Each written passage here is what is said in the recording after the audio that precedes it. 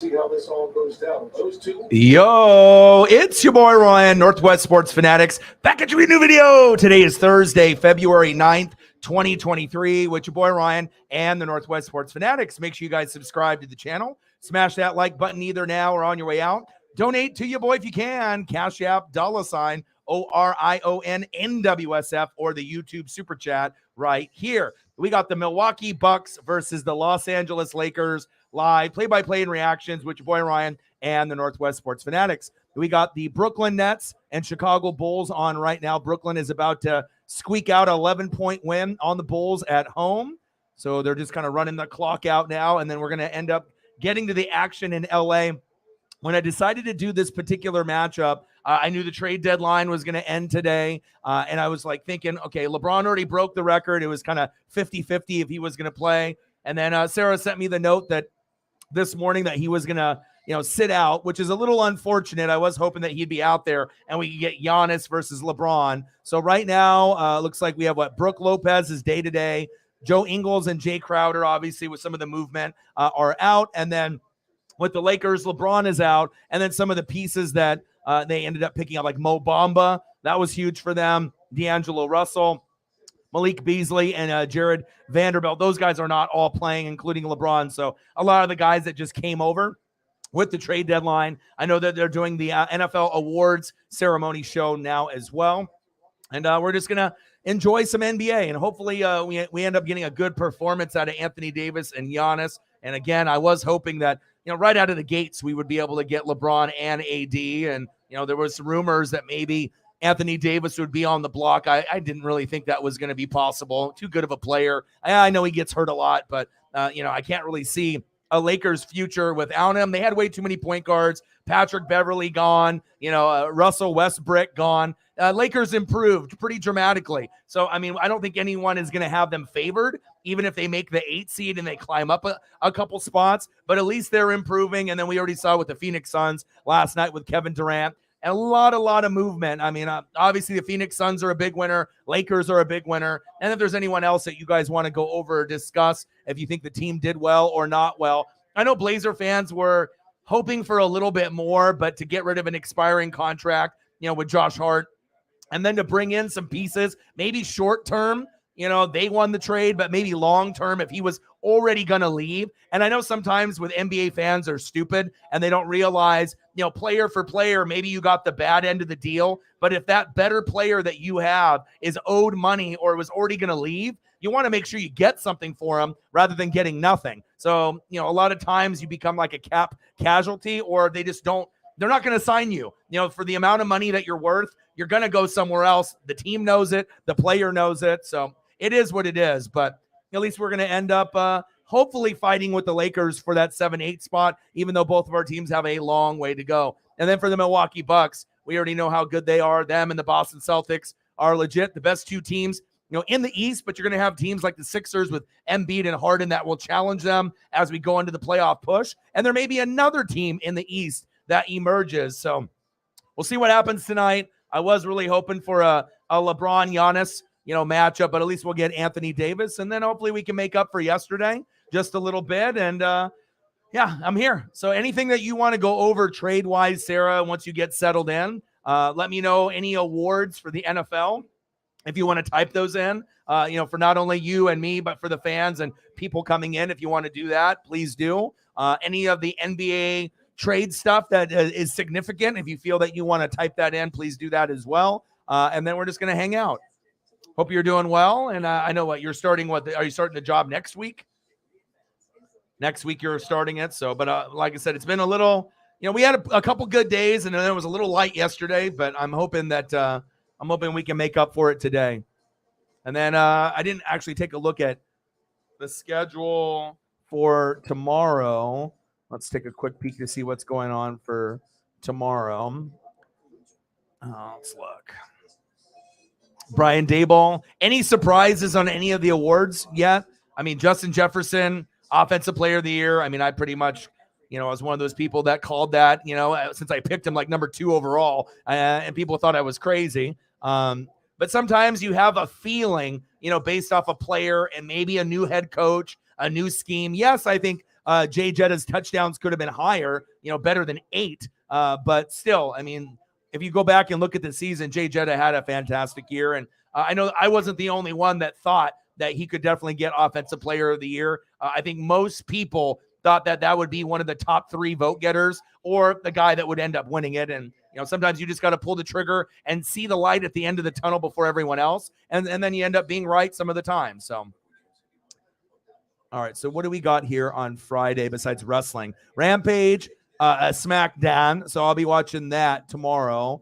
We got Spurs, Pistons, Suns, Pacers, Knicks, Sixers. ESPN has got Hornets and Celtics at 4:30. And then what about the late game? Cavs and Pelicans. That's okay, I guess. You know what I mean? And then we got the Thunder and the Blazers. So I'll probably end up doing that just because the Blazers are on. I mean, if the Blazers are on for me and it's on exactly, at the time I'm going to be streaming, I mean, I can always follow some of those other games. And then we got Bucks, Clippers tomorrow. So yeah, because I mean, if I knew we had a lot of Cavs and Pelican fans, and since it's going to be on ESPN and more people could watch it, but I'm probably going to end up doing that Thunder Blazer game, and I'll keep tabs on some of the other games that are going on for tomorrow. All right, let me go through some of these. Let's get to 100 in donos. Hopefully we can get some people to come through and show some love. Brian Dayball. Is that surprising to you? Did you think it would go to like Sirianni or someone else? I mean, we thought Dayball would be one of the top 5 options for Coach of the Year. Not the only option for Coach of the Year for sure. But Dayball did do a good job. Let's see. Jefferson AP. Offensive Player of the Year. No surprise. Defensive went to Nick Bosa. Sauce Gardner got AP Defensive Player for Rookie. No surprise there. Even though Tariq Woolen's stats were very, very good, but when your name is Sauce, you're going to get a little bit more pub. He's got the swag. He is kind of like a Darrelle Revis, like a Revis Island. It's a Gardner Island. It's you're not going to go over there. And I think he's going to continue to be very dominant for a good chunk of the career as long as he doesn't get hurt. And Garrett Wilson, AP Offensive Player of the Year for the Rookie. Is that surprising to you? I think that there was a few people that thought that Garrett would be in the top 2, top 3, but maybe didn't think for sure would win the award. Interesting. So you got Garrett and Sauce from the Jets. So, that would say that the Jets, they drafted really well. And they had Breece Hall, but he got hurt. So they just need to figure out the quarterback situation, and then maybe they can end up overachieving, and we can have the Jets finally in the playoffs. My dream is to have Jags, Jets, and Lions all in the playoffs together.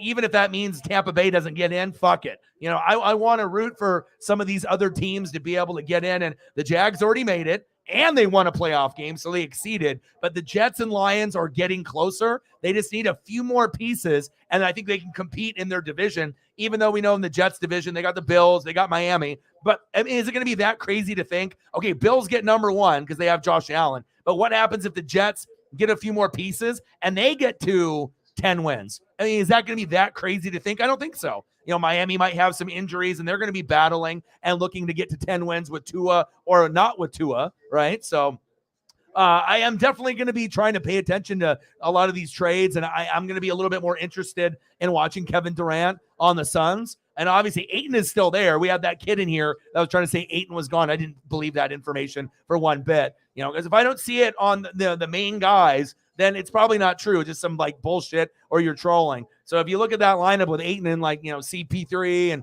Booker, Durant looks pretty good. Their starting 5 looks pretty good. But again, they had Durant, they had Kyrie, they had Harden. Just because you have a big 3 doesn't mean you're going to accomplish, what Bosh and Wade and LeBron did, or even Paul Pierce, Garnett, and Ray Allen. So, so we'll see what happens. But there's definitely some teams that improved. And right now, I mean, if you're looking at teams, the Nuggets, right, are the most dominant team in the West. The Grizzlies are 2, but I feel that the other West teams are not intimidated by Ja Morant. We know that he's really fucking good, one of the best point guards, but I think since it's so early for them to be this good, even though they've been battling with a 3, 4, 5, 6, 7, 8 seed over the last couple years, and finally, we already knew Ja was going to be great, but I feel as far as the other teams in the West, We know the Nuggets are the real deal, and we might get our ass kicked by them, but I think everyone in the West who's competitive thinks they actually have a chance against Memphis, and I don't think that's crazy to think. And then on the East, by far, it's the Celtics and the Bucks, but then you got a couple other teams, like I would say maybe the Sixers, could be a team that could surprise people and maybe make an opportunity go a little bit further. Cavs, Donovan Mitchell, I mean, you can't expect him to throw up a 71, every month or anything like that. But as I'm looking at the rosters, I mean, it's to me, it's Celtics, Bucks, Sixers, and I don't really have any confidence in anyone else. Nuggets, Grizzlies, and then you got the Kings, Mavericks, Suns, Clippers, Pelicans, T-Wolves, Warriors, Blazers, Jazz, Thunder, Lakers, Spurs, Rockets. So the Blazers are in 10th. The Lakers are in 13th. But with some of the moves that were made, we could probably rise up a little bit. Crazy to think that Sacramento is still sitting in 3rd. And then if we have Kyrie, right, with Luka, and they can get healthy, they could definitely get all the way up to 2, 3, or 4 where they're in right now. And Phoenix is in 5th. So the two teams that are really going to benefit the most are going to be the Mavericks and the Suns, and they're going to, do the Luka, Kyrie thing, the Kevin Durant and Booker thing, and we'll see if they can climb up, and then we'll end up having probably those 4 unless something happens: Nuggets, Grizzlies, Mavericks, Suns, but there will be a little bit of wiggle room there as well.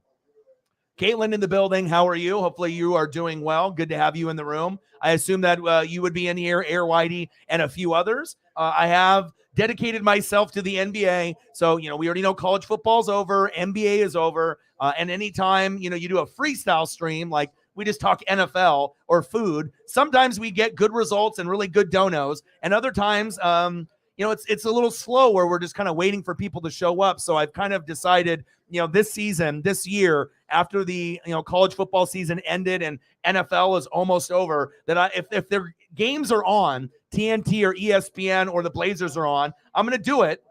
And that should bring more people, hopefully to the channel. We can still do food. I can still do pictures for donos. We can still discuss wrestling and all the other sports, but at least it gives it, a theme, for a particular game, and then we can go from there. And I'm hoping that'll help us, probably gain some ground, not only on the NBA fan side, college hoops for March Madness. I'll do that as well. And we'll continue to do wrestling, AEW, WWE pay-per-views. And then I also will be doing a lot of NASCAR and MLB. And not only will I be doing Mariners and Dodger games, I'll be doing games of all of your guys' favorite teams. Because if I like you and, I'm comfortable with you and your team, you never know. Maybe I do Cardinals for Sarah. Maybe I do Braves for Jameson and a bunch of people. Maybe I do some, Milwaukee Brewer games for Caitlin. There's going to be matchups. And I am going to try to do, Yankees, Astros, Blue Jays, Mariners, some of those teams, the up-and-coming teams with the Blue Jays and Mariners, the top dogs and the Astros, even though they don't got Verlander anymore, and the Yankees.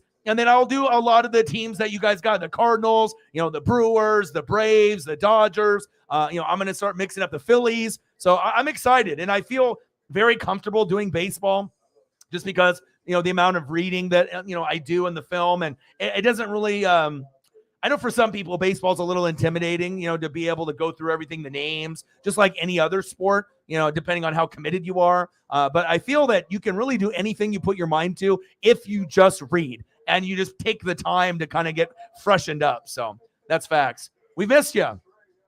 Good luck tonight. And there's no LeBron, so you guys should win today. I was really looking forward to LeBron and Giannis going at it, but obviously the Lakers ended up winning free agency with the Suns. Nice job. Nice job. FedEx Air Player of the Year was Joe Burrow. Ground went to Josh Jacobs. Yep. And I had Josh Jacobs in fantasy, another one there. And here's some of Sarah's: Jefferson, AP, no surprise. Bosa. There's a couple people, they were also, saying who else? Dallas Cowboy, linebacker, that was another one, right? It was either going to be Nick Bosa or possibly him with Micah Parsons. And then Sauce and Garrett Wilson got it for the Jets. Interesting. Danny's in the building. What it do, bro? What's good? Hope everyone's doing well. Oh, yeah. I mean, I'm a Mariner fan. I've been a Mariner fan since the 80s. I mean, I met Ken Griffey Jr. in his rookie year in 89, got his autograph. I'm a big Mariner fan. I mean, just looking at my desk right here. I mean, look, I got the Ken Griffey Jr. We got the Ken Griffey Jr. 1989 Upper Deck bauble from one of the games that I went to recently. I got the Randy Johnson and Dan Wilson giveaway from the stadium. I mean, I got all the Mariners stuff here. I mean, if it's Mariners, and I got some of the legends here, and then we got the old school Griffey from the 90s. I mean, come on, man. You already know what it is. And even I got the Randy Johnson starting lineup from 97 here as well. So got to make sure I decorate the desk. But, the goal is to try to get a couple more baseballs this year. I was incredibly blessed. I probably had the best fan experience out of anyone last year on planet Earth. I mean, I know there's other guys and girls out there that had really good experiences, meeting players, getting autographs, getting home run balls or foul balls. I mean, of course, there's been people getting those Aaron Judge home run balls. Those people had amazing seasons if you were one of the lucky people to get one of the 62. But for me to be able to get a Julio ball in his rookie year and get a Aaron Judge ball, I only went to like 3 games last year, and I got 2 baseballs out of 3 games. I think I've been to 7 games, and I've gotten 3 baseballs. So I would say that's pretty fucking good. And I've had to scrap, for some of them. The Julio is the only one where I didn't have to really scrap with anybody for it. But definitely excited. And the first game I'm going to be going to coming up here just in a couple months. Baseball's just right around the corner. Cardinals, since you're doing interleague play, and the Mariners and every other team in baseball is going to play everyone. Normally, it's not like that. Like before, it was like we play the Dodgers every 4 years, kind of like the NFL, where you just bounce around, or maybe you do it during Cactus League. When they go to Peoria, Arizona, and they go down there. But they decided, you know what? Instead of having the Mariners play the Angels 40 times in the regular season, or the A's, right, or the Rangers or the Astros, how about we cut that down to 20 times, and then we can sprinkle out some of those other matchups so I can see the Brewers come to town. I can see the Cardinals and the Braves and the Dodgers. That's what I want. You know what I mean? So I'm going to go see the Cardinals. Definitely going to try to get a ball. We got good seats. And a lot of times people think you got to be really close. The real wheelhouse is right off first base, depending on where the netting is, right? You want to be right off first base, about 15 to 20 rows back. That's exactly where you want to be for trajectory. And like I said, I've had good luck there. I'm trying to think. Out of my Mariner baseballs, 2 of them have been right in that area. And then the Aaron Judge one was off third, because obviously that was the visiting team, and it was right in front of their dugout. And your boy was blessed enough to get the Aaron Judge. And yeah, I don't know if I'm going to be able to replicate that unless I get a Julio and someone else like Ohtani or a Mike Trout ball. But I wouldn't put it past me. I'm going to definitely go after it. So, ooh, there we go.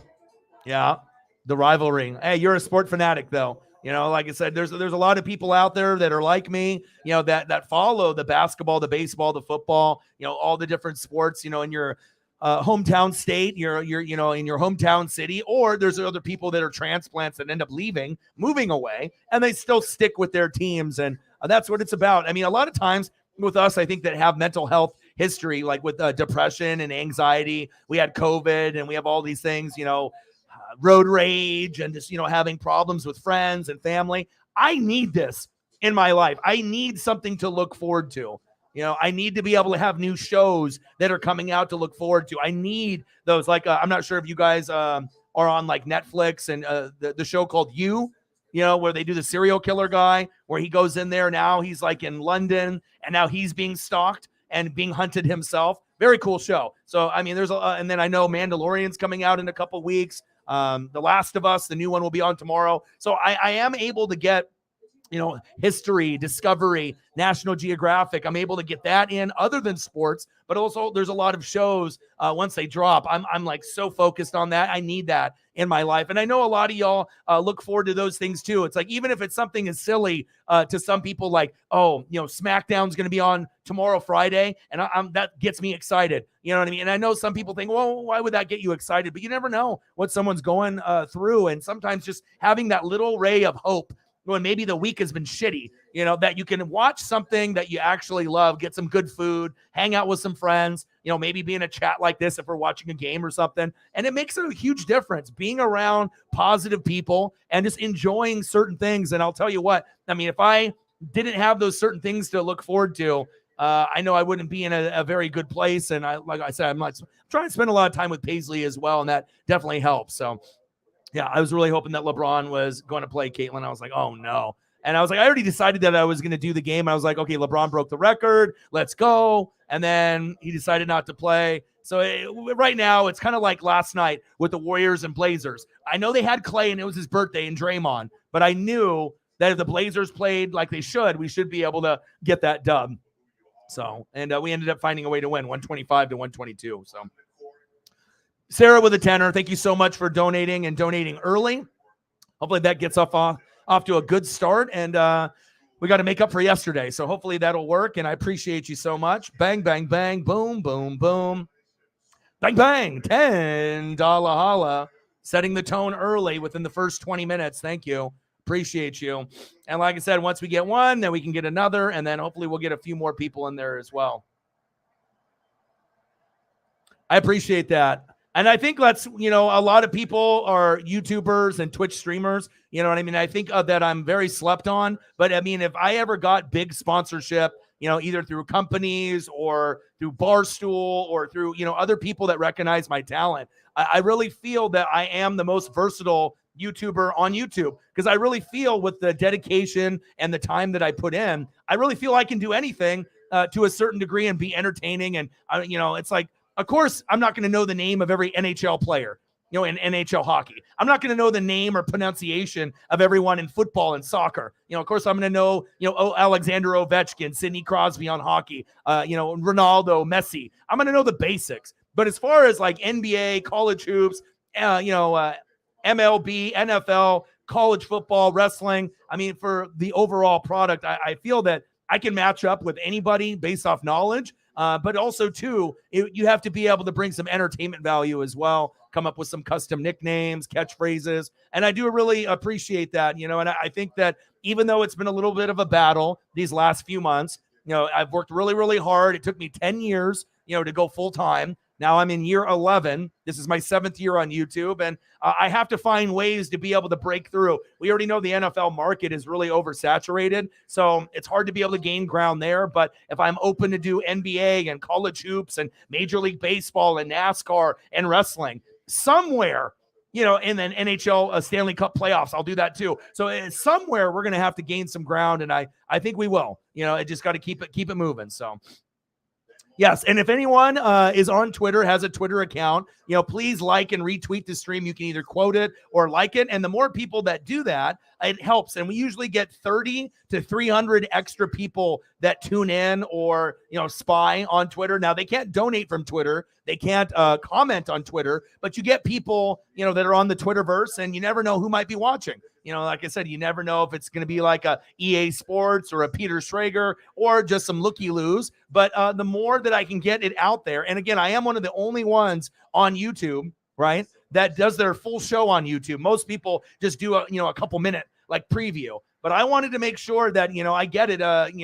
You can do a little preview and that can let you go, to YouTube or Twitch and whatnot. But I like to be able to have that. And I have my full show on there, not only on Twitter, but here on YouTube as well. And hopefully we'll get some of the looky-loos and the people that watch me daily on Twitter that they'll eventually come over, sub, say hello, and then maybe we'll end up getting someone that'll be a new Fanatic family member. And then who knows, maybe we'll even get someone that's a new heavy hitter donator too. You never know. So, but I do appreciate this very much.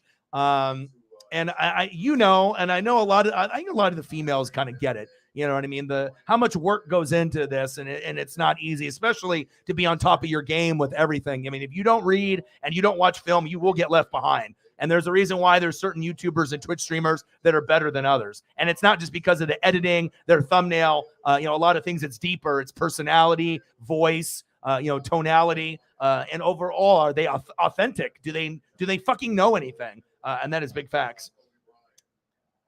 I know, isn't that crazy? And for a good chunk of the year, they thought Micah was going to get the award, either him or Nick Bosa. So, yeah, and like I said, I don't really believe in a lot of the awards as well, just because a lot of times with these awards, they never get it right. It's like they, regular season MVPs, Super Bowl MVP, most of the time they have a kind of a gauge. It's kind of hard to fuck that one up. It's like the guy, ends up getting like, 2 sack lunches and a pick six. Well, duh, or the quarterback typically gets it most of the time. You know what I'm saying? So, but as far as the regular season awards in baseball, basketball, football, and hockey, I don't really pay attention to those that much because I think a lot of the time they're wrong. You know what I mean? Like they have one of the guys that's, worthy, but sometimes they pick the wrong one.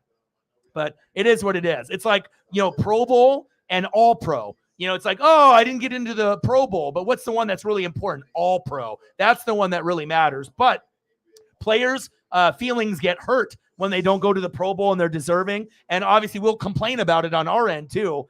So, you know how it is. There's politics in everything, and that's big facts. But I do appreciate this. Thank you so much. And I do appreciate this. And I do appreciate you. Anytime when you're down and things are a little bit, wishy-washy, we go through these highs and these lows. I already know that, when you come in the room, it's kind of like Holly and Sarah and some of the other ladies that we have on the channel. It's a good thing to be able to spend time together. Of course, you got a busy life.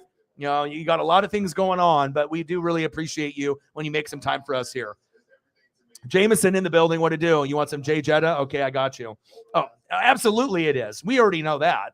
You know what I mean? And we already know the players that get disrespected a lot too, just because they're like lower name guys. And sometimes they continue to give awards or let guys go to all-star games that were good, but they were better last year. And maybe there's a new guy, a rookie that's better than you, but you decide to put the other guy in because he's been a Pro Bowler for the last 4 years in a row. I don't like that shit. And that's why I feel with like the NBA and the NFL and hockey need to work on it. But Major League Baseball, I feel, is the best because even though they have guys like, like maybe a Mike Trout, and they're going to keep Mike Trout in there. I mean, they're going to do that for Julio and Aaron Judge and Ohtani. I get it. But it seems like in baseball, they're a little bit more gutsy. And if they see someone that they feel that needs the recognition, they give it. They maybe don't get it right all the time, but I feel baseball pushes the envelope on showing like who's good and who's breaking out a little bit faster than like maybe the NBA, NFL, and NHL, where sometimes it takes 3 or 4 years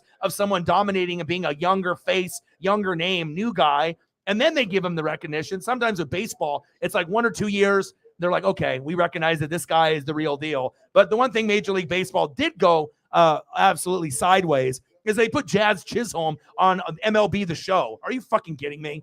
It's not Aaron Judge or Julio. So it shows you right there. I mean, Jazz Chisholm is a great player, but he's not even a top 20 player in baseball.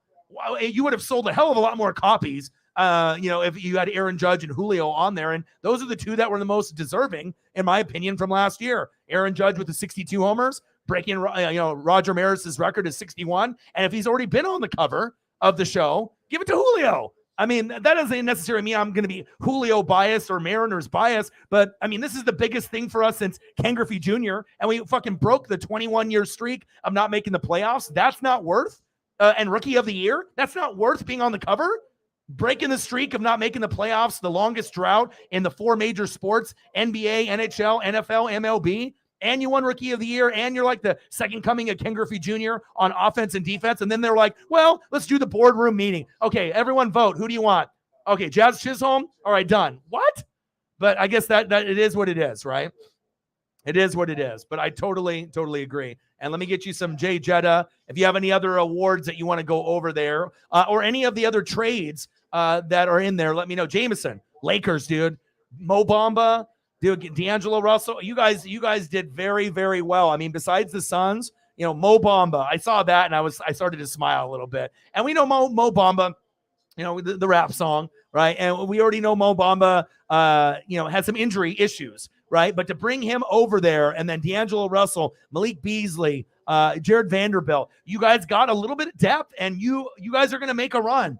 We already know with Kyrie and Luka, if they can play together in Dallas, Kevin Durant and the Suns. But I think by far the Suns and the Lakers are the 2 biggest winners, but there's also other winners there. But congratulations with that. I mean, for us Blazers, we were like, okay, is Nurk gone? We got rid of Josh Hart. We wanted to make more moves, but we got rid of the expiring contract, and then Hart left, right? But Blazer fans, some of us were a little upset that we didn't do more, but at least it gives the Lakers a chance that even though you're 25-30, right, that there could be a possibility that you can get an 8 spot. You, the Lakers, me, Blazers, there's going to be a lot of us kind of scrambling and gambling. So we'll see.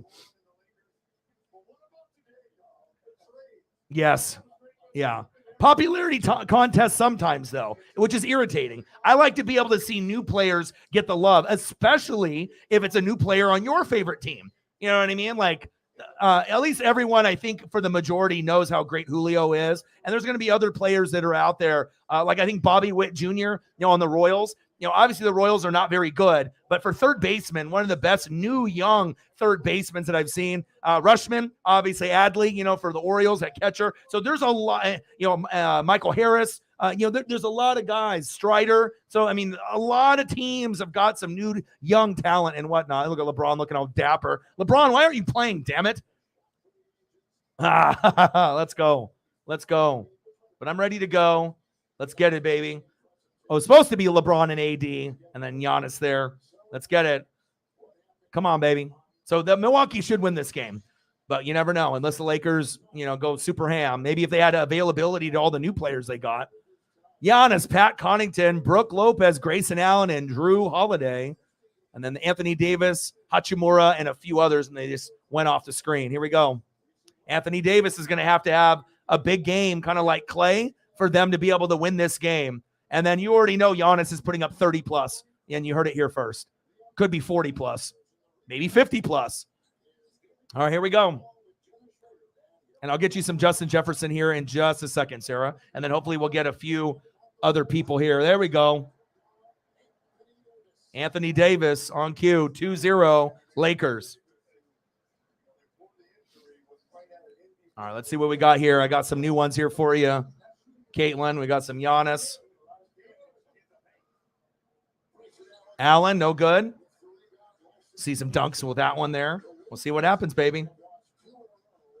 2-0 Lakers. Davis, two-man game, and it's good. Good start for Anthony Davis and the Lakers there. 4-0 LA. All right, Giannis is like, fuck this. Golly, there we go. Yeah. Nice dunk by Giannis. He's like, enough of this. 4-0, hell no. 4-2 Lakers. And they got rid of the extra point guards. You were way too point guard heavy. So you got rid of Patrick Beverly, good. Got rid of Russell Westbrook, good. Giannis for 3, no good. 4-2 Lakers.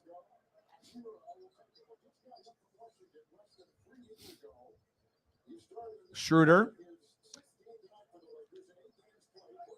Foul. No call. Hachimura wanted the foul call there. Anthony Davis with the rebound. Hachimura needs to understand, though, too, not to be a ball hog. I mean, it's one thing to be able to have all the looks in your former team, but, if it's going to work out, every time you're in, if LeBron is out or if you get in, you can't just be like one-on-one every time. And it seems like Hachimura kind of has that tendency. I know he'll be able to be a team player, but if you want to be able to be the best player you can for that team, you can't be a ball hog. Allen, no good. Schroeder with the rebound. 4-2 Lakers, 9:45 left in the first quarter. Anthony Davis at the top of the key, in and out. Anthony Davis is like, fuck it, I'm going to take like 70 shots today.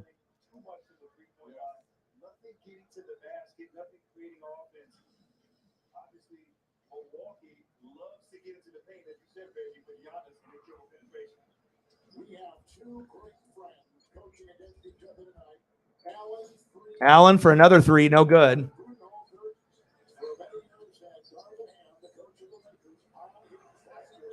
Ooh, Anthony Davis. Oh, my.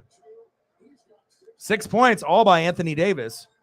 Brooke Lopez for 3, and it's good. Nice shot, Brooke. 6-5 Lakers.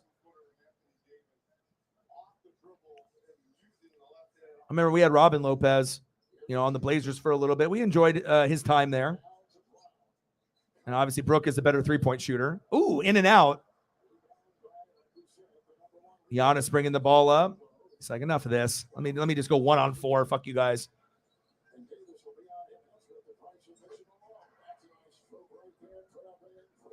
Grayson Allen for 3. 8-6 Lakers.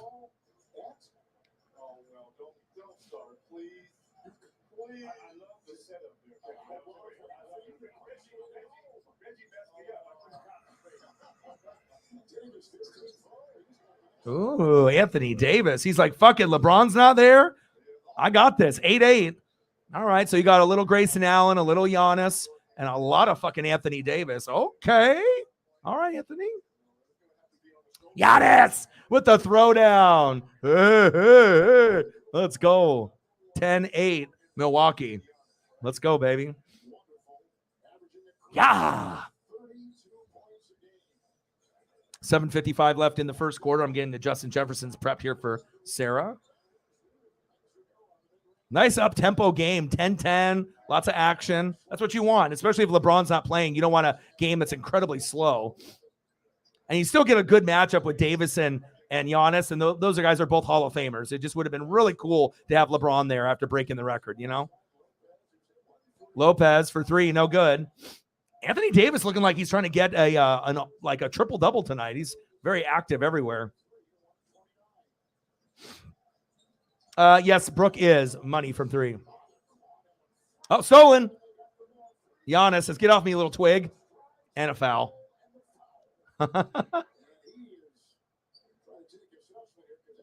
Oh, hopefully he's okay.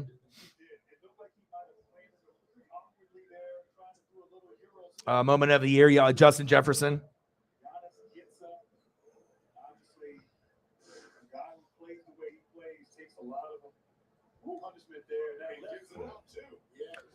Well, of course, he'll go on the offensive and dip his shoulder down. That's what all the greats will do it. So.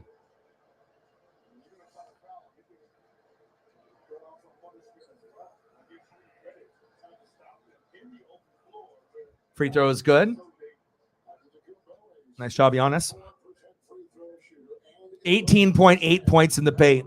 And I'll tell you, if I could have one player in the NBA join Dame, it's Giannis by a billion.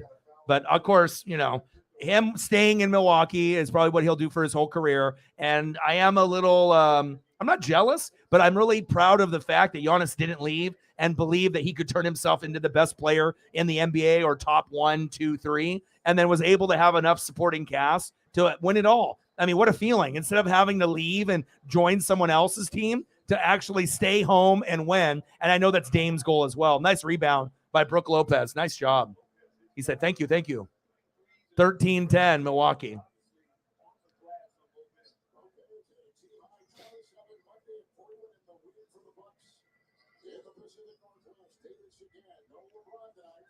All right, Anthony Davis. In and out. Giannis with the board. I mean, there's an opportunity where we could have 2 guys at 40 tonight with Giannis and Anthony Davis. Very, very good possibility. 40 each for each one. I mean, it just looks like each guy is going to be taking probably 30 shots this game. So there should be enough opportunity there to get some good points. Maybe even more. Nice jumper. Schroeder with a little discoloration above his headband with his hair. 13-12 Milwaukee. Schroeder. Nice pass from Drew Holiday. Ooh!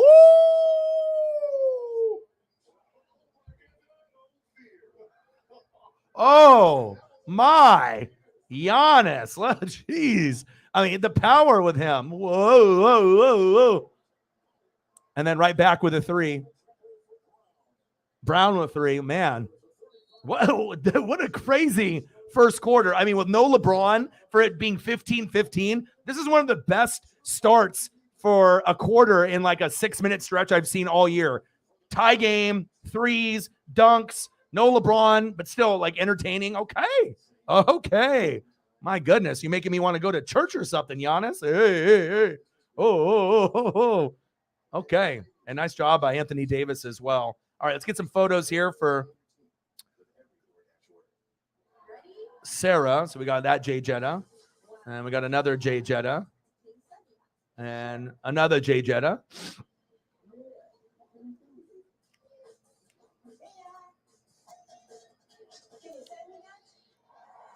I got to sprinkle in some college as well, the swag. Ooh, okay. We forget sometimes, when a guy goes pro, what they looked like because it's been so long,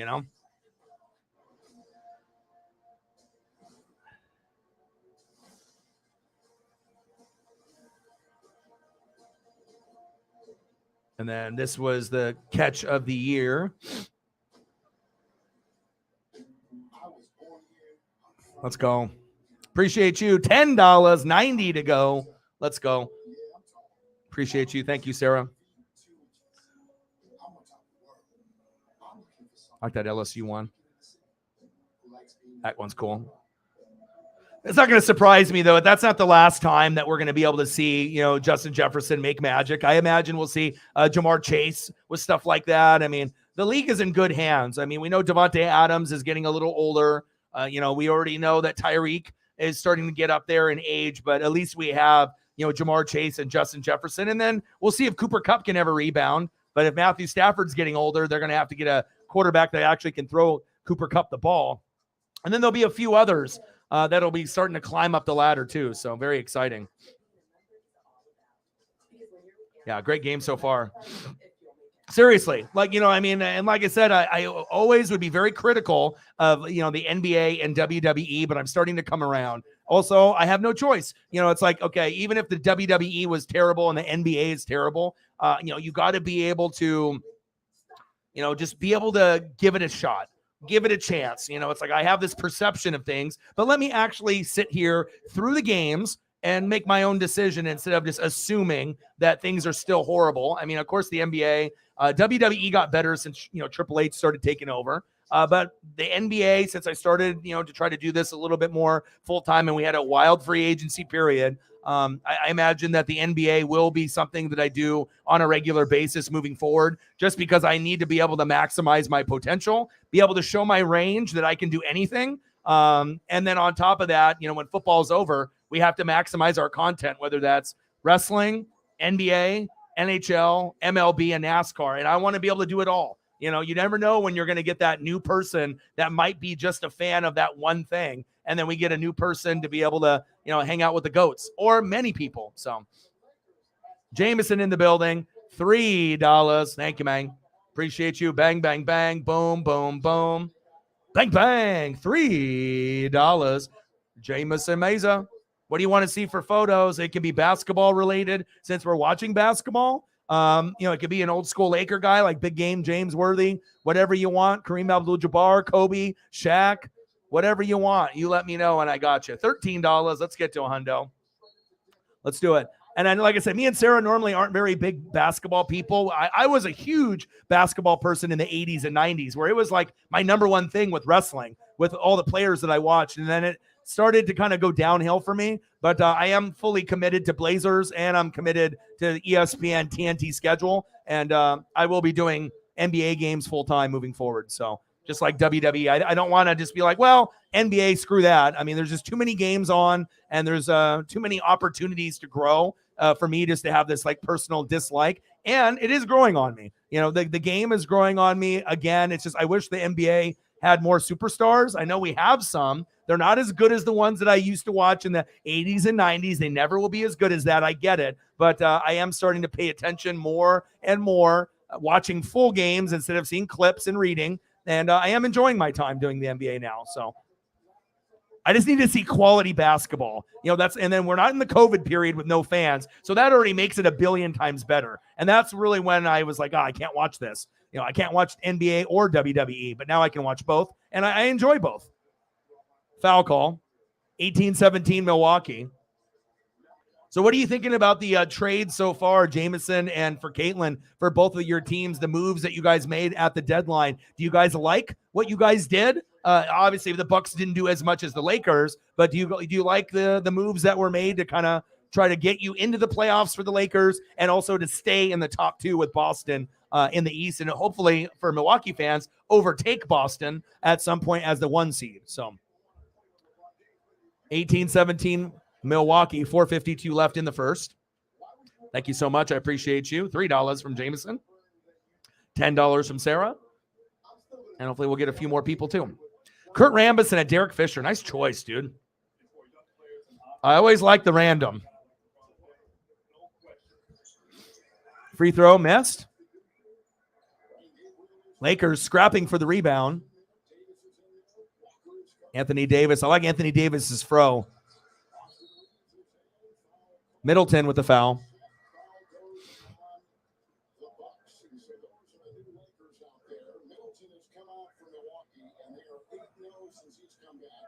Javon Carter is out there. And Wesley Matthews is out there. And Adi Kubo is taking a breather on the Bucks bench. Middleton off the bench. Different role for him, but obviously a change. Turnover. The second unit, very aggressive. He kind of worked his way back into shape and playing at that high level, all-star level he's been in the past. He's a multiple all-star coming back from a lengthy Holiday. Pump fake. I want to see Middleton get with the basketball. I mean, I know they're trying to ease him in, but for the Bucks to be able to win the East and for them to be like uber dominant, they need someone other than Giannis, or some of the outside shooters of like Grayson Allen and Brook. They need like a Middleton to throw up like 18 to 22 a game, even at like a 15, 16, 17, they need that, but they need it on a consistent basis. And then every once in a while, they're going to need Middleton to throw up a 30. Let's be honest. When you're going against Boston and the Sixers and some of the good West teams like Denver and Memphis and the others, now with like Phoenix and Dallas with the upgrades they've made with Kyrie and also KD on the Suns, like you're going to need that number 2 guy at some point, and Middleton has been that guy, and we've seen Middleton throw up 30, 40, 50, but we need to have him do it this year. He is a good player, but you can definitely tell from the games that I've watched in the last 2 weeks or so, they're definitely easing him in. You don't want a guy to re-aggravated injury. Nice shot, nice jumper.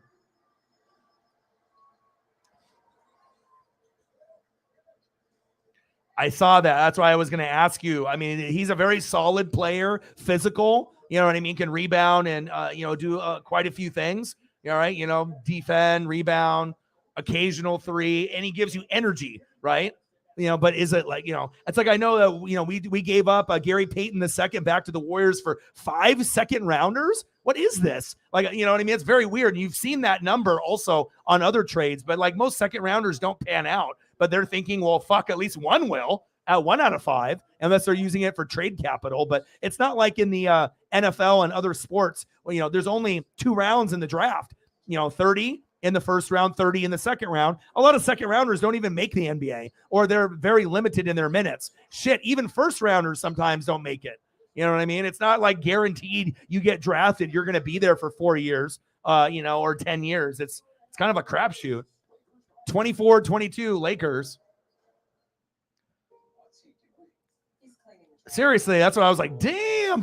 And we like Gary Payton II. And I just, go figure, because they obviously need help with Steph being injured, and obviously we're trying to get money off the books. We were, as Blazer fans, we were hoping that we would do a little bit more. But again, a lot of times if the decisions don't really make sense, like you're giving away a good player and you're getting someone shittier in return and maybe draft picks, 9 times out of 10, it's a cap casualty. And that person was already going to be, his contract was expiring and they weren't going to sign him again. So they just wanted to get something, then nothing. So also people need to realize that. And I think a lot of NBA fans that don't read or watch film, they overreact when they see that. But if they dig deeper on why they did it, then you can understand. But that's not the case for every team, but a lot of teams, that's what happens. Here's a nice little Kurt Rambis one there. See what I can find. I mean, a lot of the Kurt Rambis stuff is, let's see if I can find a good like black and white. That's a good color one. Let's see if I can find another one here for Jameson. Ooh, I got a Kurt Rambis in a Larry Bird black and white. Get the fuck out of here. Yes. Love that. Hell yeah. That's what I'm talking about.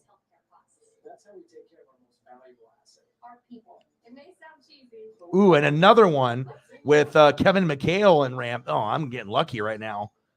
This is my day is already made. You're giving me a throwback name like a Kurt Rambis, and then I can pair it. Ooh, we got Danny Ainge in there too. Let's go. Heck yeah. Danny Ainge used to have a hat club here in Portland when it was like a sports memorabilia store, and you had to like pay to be in the club. It was like the Danny Ainge like hat club. It was like a big thing, and obviously he was on the Celtics. He got drafted for baseball like Blue Jays, and then went to the Blazers and had a little bit of a run with us. Crazy stuff, man. Danny was always liked. I think everywhere that he went. And then obviously this was back when the Celtics were doing their thing. Oh my gosh. So cool. Good choice, man. And anytime you give me choices like that, every once in a while, I can find magic like that. And sometimes I can find, color photos and black and white, but also too, the older the player is, the harder it is for me to find stuff that's going to fit the screen also. But let me see if I can find one action shot, even if it doesn't fit. Okay, I got this one right here. This is a good one here for you. This one is a color photo, does not fit the screen, but gives you the idea of what Laker basketball was like back then. Look at the Phoenix Suns, him just jumping up there for the rebound. Love that. Hell yeah, man. So there's the first one. We got some Kurt Rambis there for you. And then who else did you want? Derek Fisher. Okay. All right. So let me delete a couple of these to make some more room. I'll keep the black and white Kurt Rambises, and then let's do Derek Fish.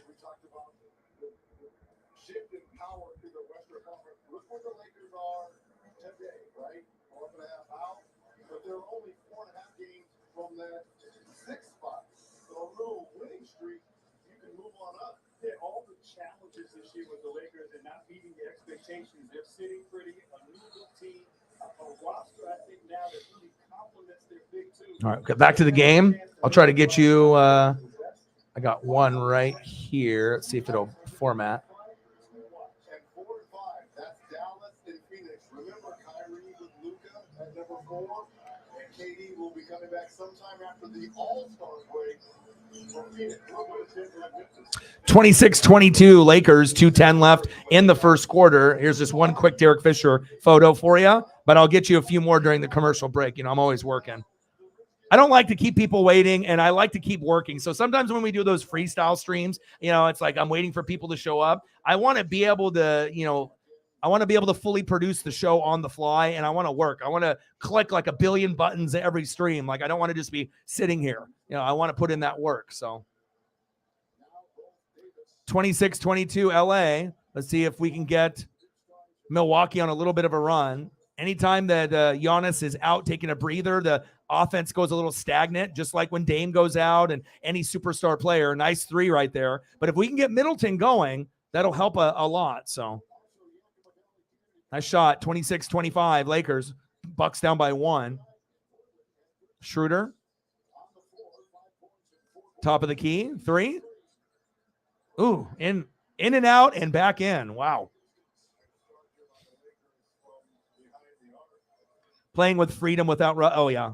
Well, and Beverly, too. You know what I mean? It's like you got two guys that have horrible attitudes that no one really liked to play against. I guess if you're on your team, you're like they're pests, but you're like, at least they're not going against us. But as the players get older, if they don't produce, you're like, I don't give a shit about these guys. They're like, okay, they're a pest, but you have to be a good player. Like all the yapping that Beverly and Russ do, that's not even worth it. I feel like Jameson said, I feel the same way. It's like, it feels like kind of like a cancer in the locker room. And it's true. Like, I mean, how can you think that even with LeBron and AD, that's a good combo? You know what I mean? Like, I would not have those players on my organization. Sorry. Ooh, nice up and under layup by the Lakers there. Nice job.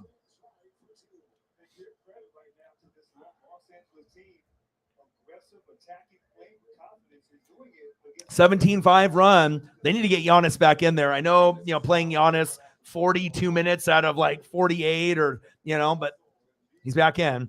I was going to say, you can't, have him sit out too much.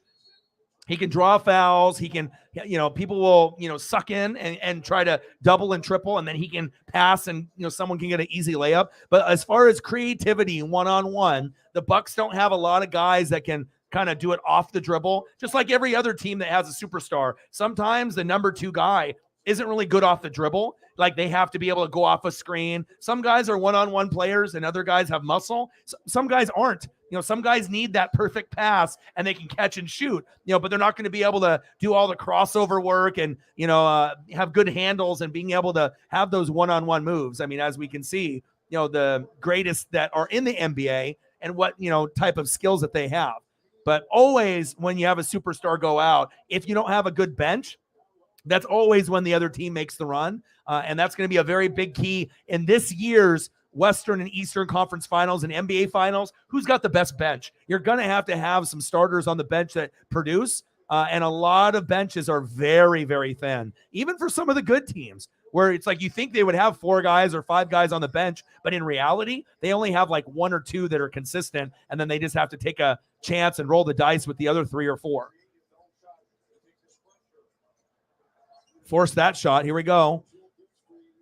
33 seconds left. Giannis, he's just like, fuck it, I'm going to take it right there, dishes it out for three. But if Giannis is also going to be dishing it out and not taking it himself, you got to be able to make some of them. Otherwise, you're going to continue to keep getting down. You know, it's like he already knows he can ball hog it and help them get caught up, and I don't think they care. I mean, the only other one that you can really count on is maybe Middleton, but Middleton's not the same player as he was a couple years ago. This injury and easing him back in, hopefully by the time the playoffs start, he'll be 100%. Oh, good block right there by LA. And that's the end of the first quarter. Lakers 31 with no LeBron, Milwaukee 26.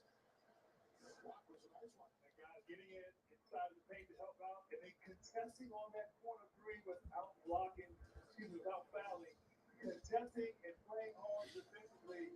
The Lakers right now are in control. Lakers have a 5-point lead going to the second quarter with the NBA on TNT tonight. All right. Second quarter, 31-26. Lakers up, end of the first quarter.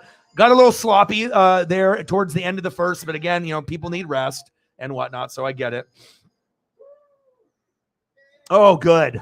Good. He should have gotten in a long, long time ago. You know, it's like you got Sapp, you got Brooks, you got Lynch, you got Barber. We want Simeon Rice and Mike Allstott in there. Simeon's not going to make it, even though he's borderline. But without Simeon Rice, I mean, we would have never been able to have the success that we did. We got him and Michael Pittman from the Cardinals. And when we got those two guys and then added Gruden, I knew that we were going to be different. And I knew that Simeon Rice would be able to get 15 or 16 sacks for 2 or 3 years in a row, and he did. But yes, I mean, like Rondé is a guy that's undersized, but if you look at what he did with the 30 sack lunches, 30 interceptions in the career, no one has ever done that stat line where they were a corner, but they were aggressive and they were doing blitzing off the corner. But even though he was small, he had good strength. And he could be like a little missile and knock the quarterbacks over. He's the only guy in NFL history that does the 30 and 30 sacks, 30 picks in the career. And the sack part is really impressive. But for whatever reason, the NFL, voters, they didn't really appreciate Rondé Barber to what they should have. And he was the one that got the pick six on Donovan McNabb that got us to the Super Bowl. That was the biggest play in Tampa Bay history. You know what I mean? They were driving. If they scored, they win the game and they go to the Super Bowl. And he picked it off on like the 5-yard line and ran it for like 95 yards. I mean, who does that? I mean, that's a big, big play. I remember when that happened, door was open, screaming. Neighbor was across the street screaming. Insane. But thank goodness. Oh, long overdue. Rondé, I mean, I'm not saying that Rondé should have been a first ballot. I'm not sure how many times he's been on there, 3, 4, 5, but he should have been in a lot sooner. But congratulations, Rondé Barber. Let's get a photo. We have to. Let me know any other news on the awards, but like I said, or anything on the trades. If you guys want to discuss anything, you can type it into the chat. Please do. So.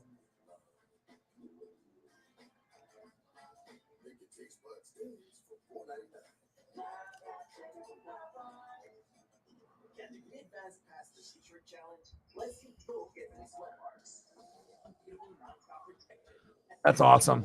That is one of the things that's on my my bucket list is to end up getting a Rondé Barber jersey. But I've been very selective on that too, because it's hard to find authentic Rondé Barber jerseys. It's not necessarily like an easy thing to find. It's like you can do like the like reprint. It's like a new jersey, that's made now, and then they just have the Barber name on it. But I don't want that. You know what I'm saying?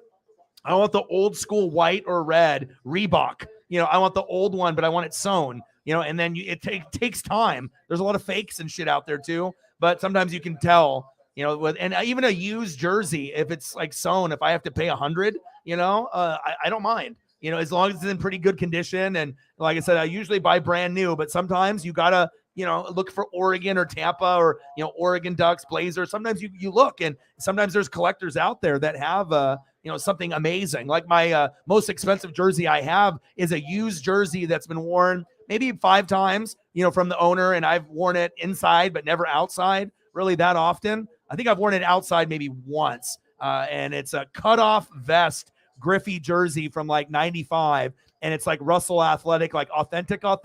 Back then, it was like a Mitchell and Ness and ran like $300-400. And that jersey is like a $500-600 jersey, even used. And it comes with a Mariners turtleneck to match with the cutoff jersey that was bought, at the store, obviously like Kingdom, at that time period. If you end up having that stuff, the authentic, sewn expensive stuff from back in the day in the 90s, or if you have like old starter jackets, like the real ones, like the old ones. I mean, starter jackets are going for like $300, $400, $500 now.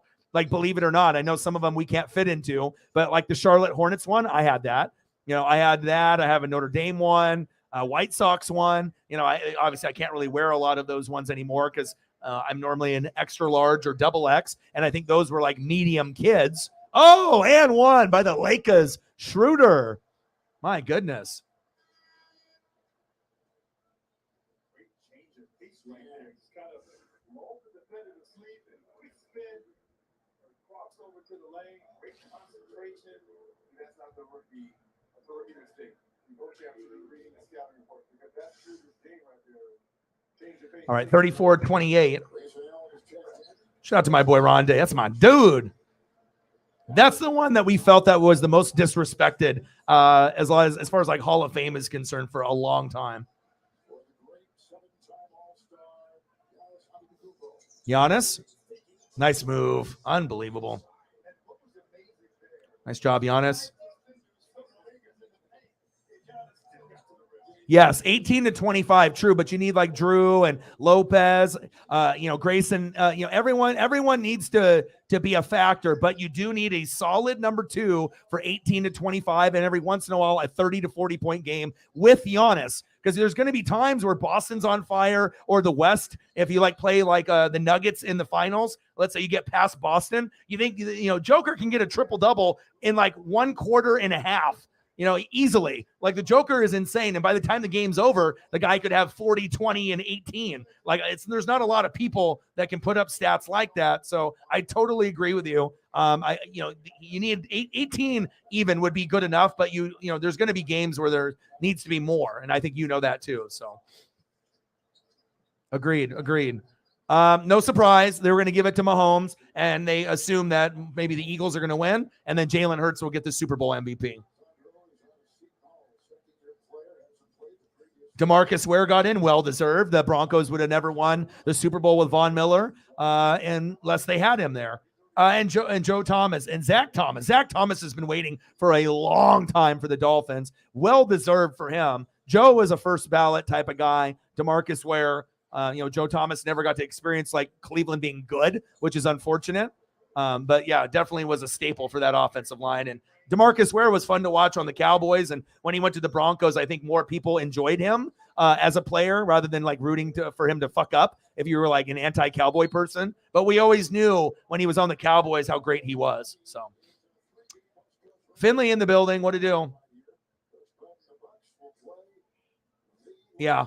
Well, look at Rondé Barber, bro. I mean, even with the Super Bowl and the pick 6 on Donovan and the 30 sacks, 30 picks, the only corner to do that in like NFL history. Look how long it took him to get in. And in my opinion, Rondé's a little bit better than Steve. I mean, Steve's a great player, but you got to understand, if it's a Steve Smith or a Torrey Holt or an Isaac Bruce or, a Reggie Wayne, like these guys that maybe they're not the top tier, sometimes it takes time. We know they're Hall of Fame. We know it. But, sometimes you just got to pay your dues. And also it depends if you won a Super Bowl or not. Did you win one? Did you get to one? And they have to look at the career. What did you do after? So I think that, Steve has always been one of those guys. He never was going to be first ballot. You know what I mean? We all know and, respect and think he's great. You know what I mean? But sometimes you just got to wait your turn. And I feel that, wow. Walker came in there to try to LeBron it. Holy shit. Lonnie. But this to give you some perspective, because I think that's how the voters see him.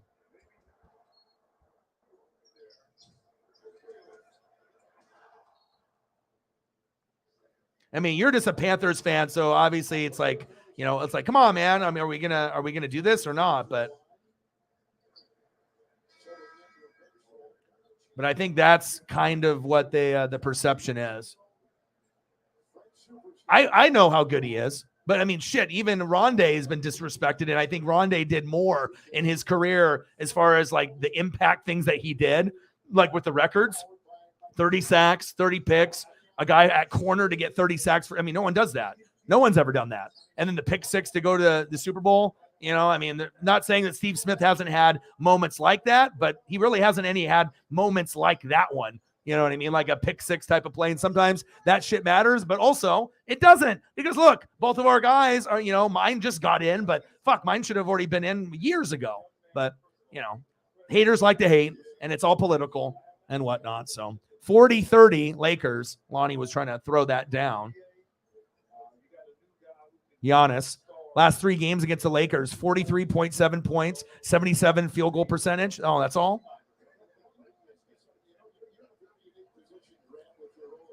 He said, yes, I am number one. Yeah.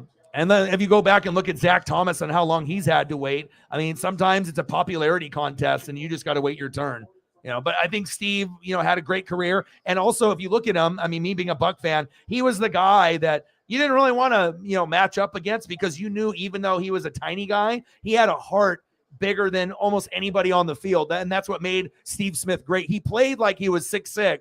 Maybe, his stature made him look more like 5'6", 5'8", 5'10". He looked more like a little guy, 5'10", 5'11", 6 foot, like a smaller receiver. But he played a lot bigger. You know, the way, you know, how aggressive he was. He played like he was a 6'5" receiver, and it showed. He had the dog in him. And I think everyone knows that. Davis, in and out. Giannis with the rebound. Dak got Walter Payton Man of the Year. Nice. Yeah. Well, like I said, it's a combination of things with Dak. Offensive line, running game, who's calling plays, defense. They got the defense part, you know, there. But also, too, you have to remember, you know, when Dak, is playing, you're usually going against some of the better defenses in the league also. So when you end up getting to the playoffs, there's not a lot of, like, you know, freebies. Like, you're going to be playing teams that more than likely are the number 1, number 2, number 3, number 4. I mean, he's already playing against number 1, 2, 3 defense in practice with the Cowboy defense with Dan Quinn and Micah. But sometimes like a Niner defense or an Eagle defense could even do more, you know, so it's not going to be easy for him. And he's going to need help. You know, he's going to need a quarterback coach. They need to get rid of McCarthy. They already got rid of Kellen Moore. You know, he needs a quarterback guru. Like Sean Payton would have been great for him or Justin Herbert. If you wanted to see Dak take his game to the next level and Herbert to the next level, that's what Sean Payton would have been able to do. You know, but if you don't have a guy like that, then, you know, you may just, you know, we'll see. We'll see on, you know, trajectory. Obviously, Herbert's upside's more than Dak, but Jalen might, you know, have over, because I thought that Jalen was a Dak 2.0, but now Jalen might be better than him, and it might be like where Jalen is looking at being the guy, and Dak has to be a Jalen 2.0. Who would have thought, huh? Yeah, trust me, I know. Yeah, it's your team, it's your players, and just, you know, I'm just putting it in perspective with like the Isaac Bruce and the Torrey Holtz. We know those guys are great, but even some of those guys had to wait, and, you know, they did the whole, you know, greatest show on turf and whatnot. But you know what I'm saying? Like when you get guys, you know, they're not maybe the top, but they're up there. Sometimes they get disrespected. It's just sad. But he'll get in, dude. Don't worry. Might have to be a few years, but he'll get in. Plus, he's got a big presence on NFL Network, and he's putting in the work and putting in the grind. And I don't think he really comes across as like T.O. as like not likable. I mean, he's aggressive. He was a dog. He was a competitor. You know, it's not your job to be friends out there. Big block. 42-34 Lakers. Let's go, Bucks. Oh, damn it. Giannis missed the alley-oop. All right, Lakers. Come on, Anthony. Oh, stolen. Uh-oh, here we go. Giannis one-on-one. Get out of the man, little man. Oh, and a block over the top on Giannis. Wow. Revis got in. Revis Island. Yes, it was. I mean, we had, Champ Bailey, Charles Woodson. So if you had the athleticism for the corner, and we saw what those guys did in college and then bringing it over Michigan and Georgia to the pros, right? And then obviously with him, he wasn't really a pick six guy, but he was a guy that just, if you threw to him, he was going to bat it down. He'll tackle you, he bat it down. But he didn't really, he didn't come across as like a Dion, like a pick six guy. It's like Troy Polamalu and Ed Reed. They're both legit legends, but Polamalu is more of the tackler and the crazy athletic interceptions with one finger, diving over the top, on the snap count and getting like a sack before the play even started, like doing amazing athletic moves. And then with Ed Reed, he'd hit you hard, but he was the pick six king, for a guy at that position. Like if you're talking about Ed Reed, it's like chances are he can kick return, punt return. He can pick six it. And even if you pick six it, he might do it from like 10 yards in the end zone and then run it back for like 109. So, and we've seen that before. So, yeah, Revis in the prime was the closest thing to Dion, I think, that we've seen. Sauce is looking like he could be pretty good as long as he can keep it up. But Sauce didn't give up a whole lot in college, and he's continuing the trend. So I think Sauce has a shot. There's others that are out there, J.C. Horn for the Panthers and Patrick Surtain, that came through with the Broncos. But J.C. Horn, we'll see what Tariq Woolen can do also from the Seattle. Obviously, I'm having a brain fart right now. But, yeah, we'll see. We will definitely see. But Tariq Woolen, I looked at the stats, and when I was looking at the Seahawks, I was like breaking down the stats and everything. I was trying to actually think of like where I saw the little breakdown from. That's where I was brain farting. I was like, where the fuck did I see that from? But sometimes it's like Bleacher or it's on like my Twitter timeline. But if you actually look at the stat line through both, at one point, I have to go back and look at it. But at one point, Tariq Woolen's stats overall were a little bit more impactful. But again, if your name is Sauce and you're, as dominant as you are, sometimes it's not necessarily about the picks. It's just the amount of coverage that you get on your side. And if you're giving up anything, and especially if it's like you're giving up no catches or like one catch a game, and a lot of other corners are giving up multiple, it definitely makes you stand out for sure. So, yeah, that's where I brain farted. I don't brain fart too often, but I was like, okay, where did I see that Seattle, that comparison and that breakdown? I think it was like a Bleacher comparison. So, let me see if I can get you another Derek Fisher here before we get back.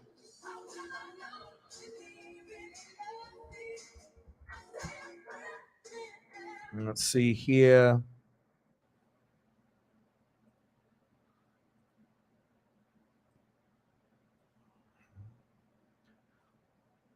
Oh, I got a good one from one of the shots he did against the Spurs. Let's see here. Remember that one? Was that like the 0.2 or 0.4? Right? Where he had to just catch and shoot against the Spurs. Kobe right behind him. I didn't think I was going to find that. All right, Giannis on the line. Yeah.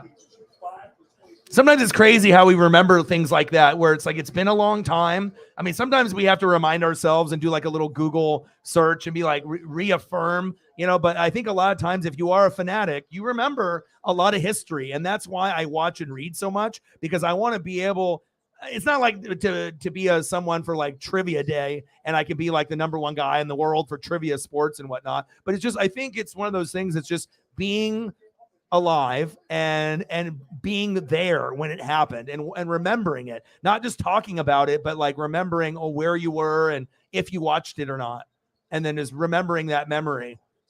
God, that was a long time ago.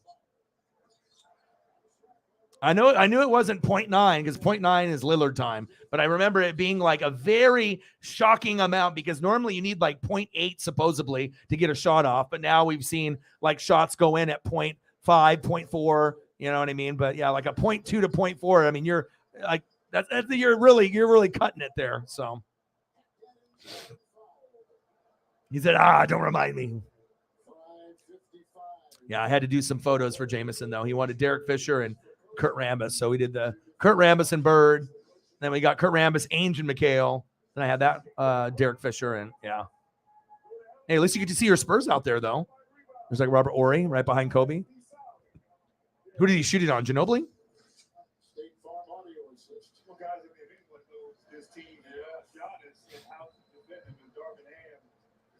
Yeah.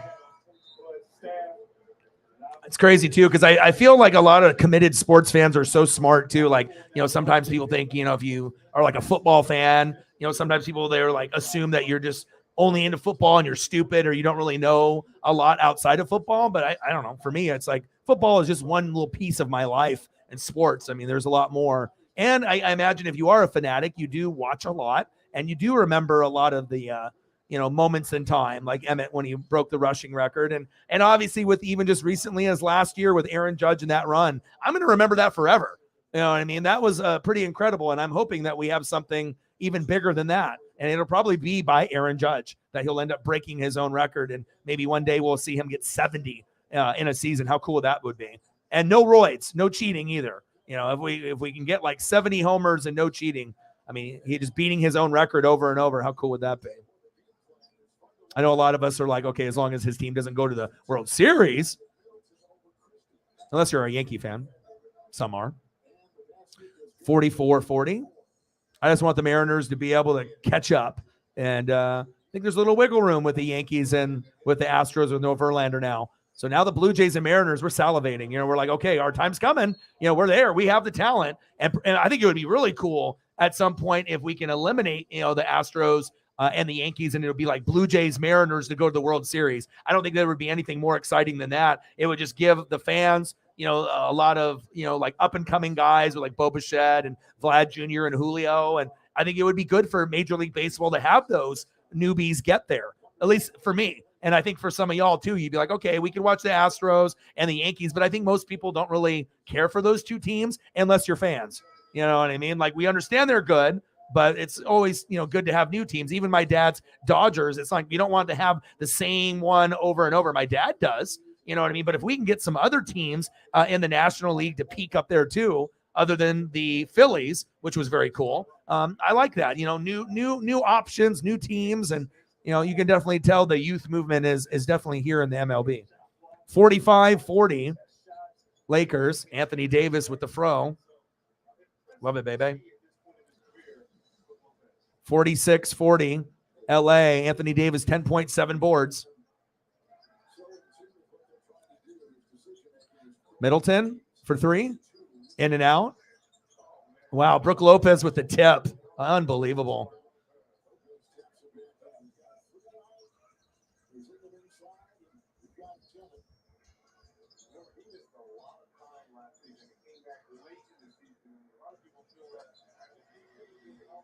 I got to throw a Brook Lopez photo up. As long as I have the time to be able to try to format and get it in time. It's not like Brook is not going to score any more points for this game. I need to get a Middleton up here too. There we go. Speaking of. Nice job.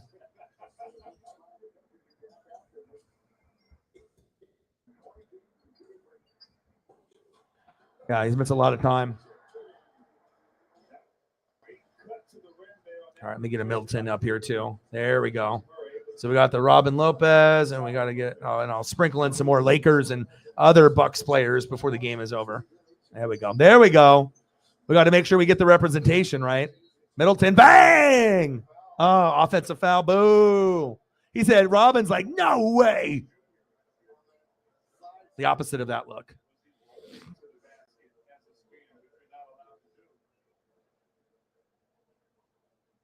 Yeah,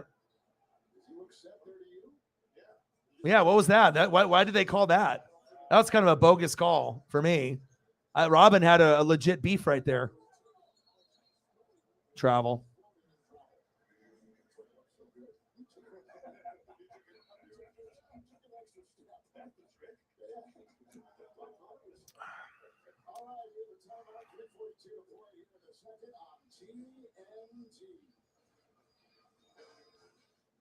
Any other news, or is that pretty much all the news?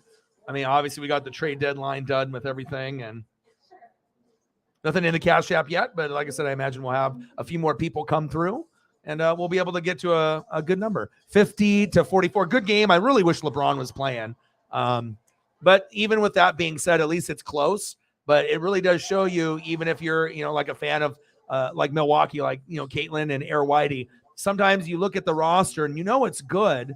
Right? It's good, but it's like compared to Boston, compared to Denver, I mean, anyone can win. And obviously we're seeing some other teams add some pieces, but really having the role players could really be the difference. And I mean, I do like a lot of the guys on the team. You got Giannis, you got Brooke Lopez, Drew Holiday, Pat Connaughton, former Blazer. I love him. Got Grayson Allen, you got Middleton, you got Carter, Wesley Matthews, a former Blazer, Beauchamp, the other Atatumco, but there's probably if you look on the bench, there's probably like 1 or 2 or 3 guys that could be replaced to get someone better, just a little bit more depth. But I mean, that's really the difference, between a lot of the good teams and the great teams. And most teams don't have a bench.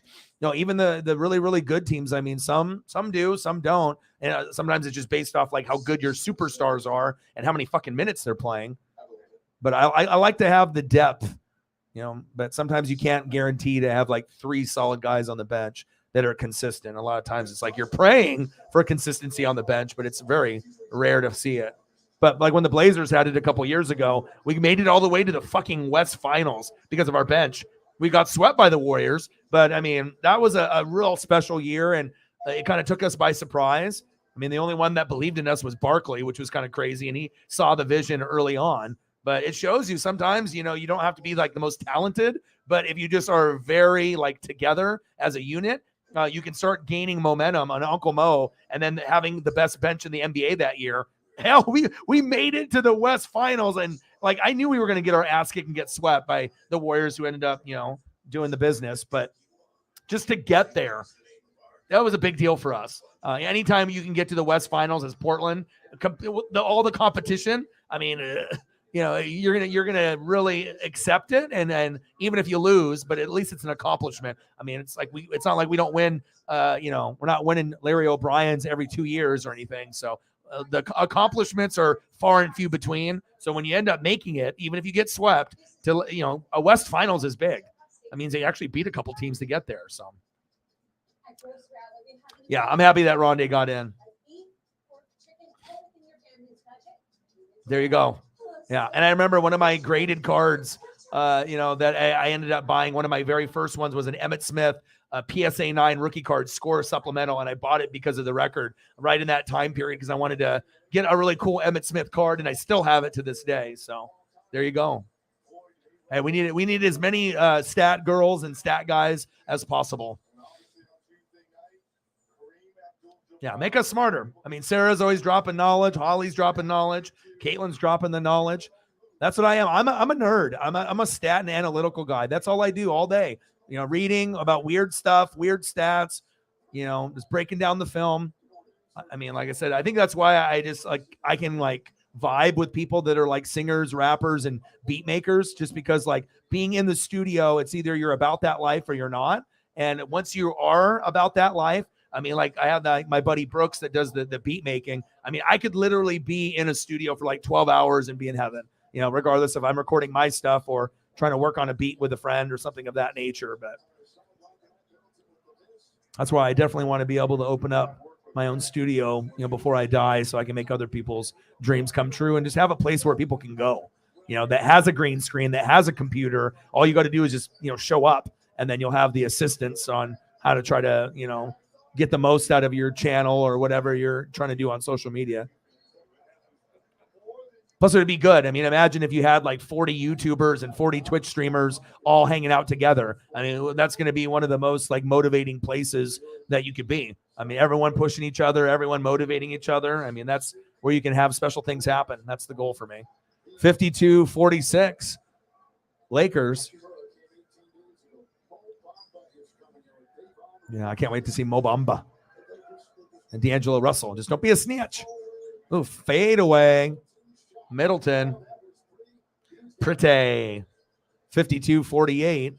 Middleton now with 10. 5 for 9. Not bad. 10 more in the second half, bud. We need 10 more in the second half. Preferably even more than that. Give me the fun fact.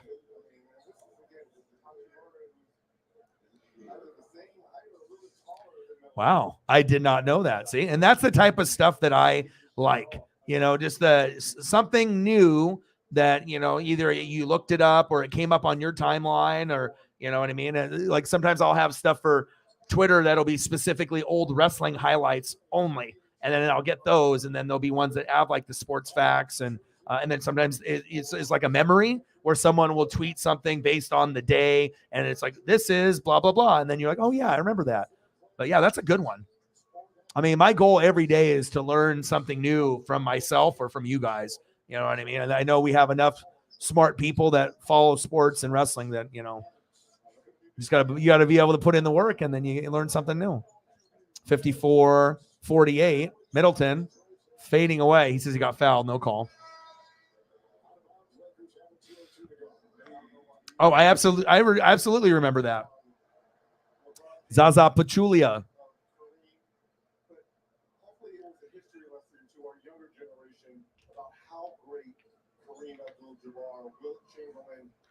Yeah, I think a majority of sports fans, they know when plays are dirty in like football, baseball, basketball, hockey. We know. It's not like we're gonna act like it didn't happen. Yeah, unfortunate. But on the bright side, with all the bad shit that has happened with the Spurs, I mean, you guys have had one of the best franchises in sports. I mean, the Popovich with the Tony Parker, Ginobili, Tim Duncan, David Robinson era, Robert Horry. I mean, yeah, you're going to have more accolades there than most other franchises besides Lakers, Celtics, Bulls with Jordan. But I mean, Spurs are right there. And Tim Duncan, is going to go down as arguably, I mean, you could argue Tim Duncan is one of the best forwards, if not the best forward of all time. There's other forwards that, like LeBron and Barkley and Malone, and you can go down, up and down, Larry Bird. I mean, there's so many small forward, power forward guys. Or if you want to just go specifically power forward, Tim Duncan is one of the best power forwards. Some people would say Karl Malone, based off being physical and what he would do. But I mean, he had a special run. My Tim Duncan rookie card that I have is my only die cut rookie card that I bought years ago. And I tried to, instead of buying packs or boxes, I decided to buy rookie cards one at a time. So I would go once a week, and when I would get paid or whatever, and I would just get one, spend $10 to $50 and just get one. And I figured that's going to be better than me buying packs and getting absolutely nothing. And then I would just start stacking rookie cards. And I did that for a few years. But I got a die cut Tim Duncan, and it's money. It's one of my favorite rookie cards. It's not worth a whole lot. I think it's worth $10 to $30. I'll have to look up the value and see what it would be if it was graded or whatnot. But it's probably like a $20 rookie card, something like that. But it's very cool. It's a very unique design. And then the top of the card is cut at kind of an oval, half oval shape on the top and whatnot. It's got a weird design. It's like Upper Deck, when they do the die cut stuff. It's SP. I think it's an SP.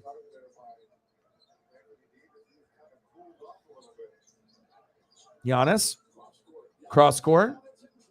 Allen, no good. 55-50 Lakers, 37 seconds left before halftime.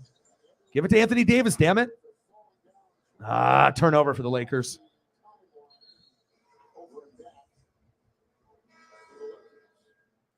Yeah, but you've had plenty of memories. Shit, you had memories with Sean Elliott in the fucking corner against my Blazers. It's like we had a chance against the bad boys. Didn't happen. They were way too good. Back-to-back finals. 88, 89 back in the day. 89, 90. The bad boys. And then in 92, having to go against Jordan. And then he did the 6 threes and then the shrug.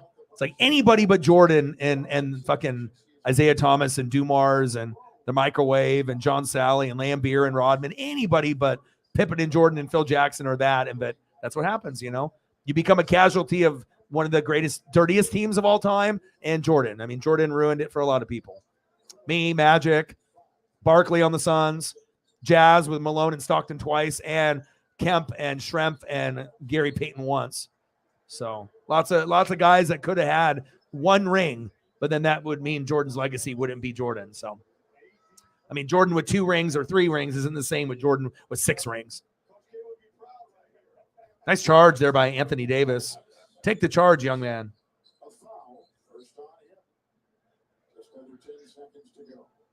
Anthony Davis is like, oh, hell no, Giannis, you're too big.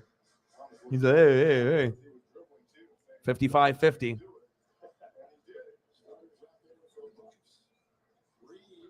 Reeves for 3. Oh, he made it. Holy shit.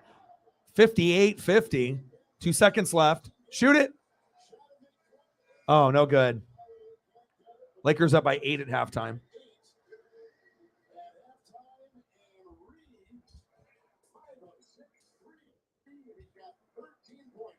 Wow, Reeves.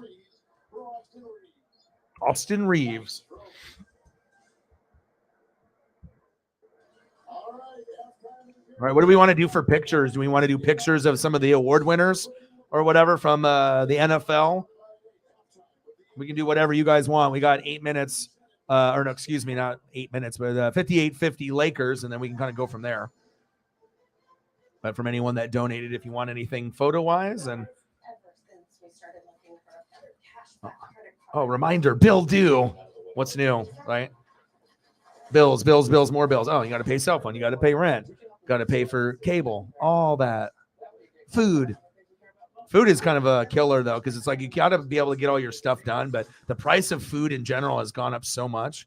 It's like I go to the grocery store and I try not to really buy too much. And then you're like, holy shit, like I shouldn't be going to the grocery store and then going to the grocery store just to pick up a couple other things. And all of a sudden I'm spending like $70, $80 like at a time when I'm barely buying anything. I'm like, holy shit.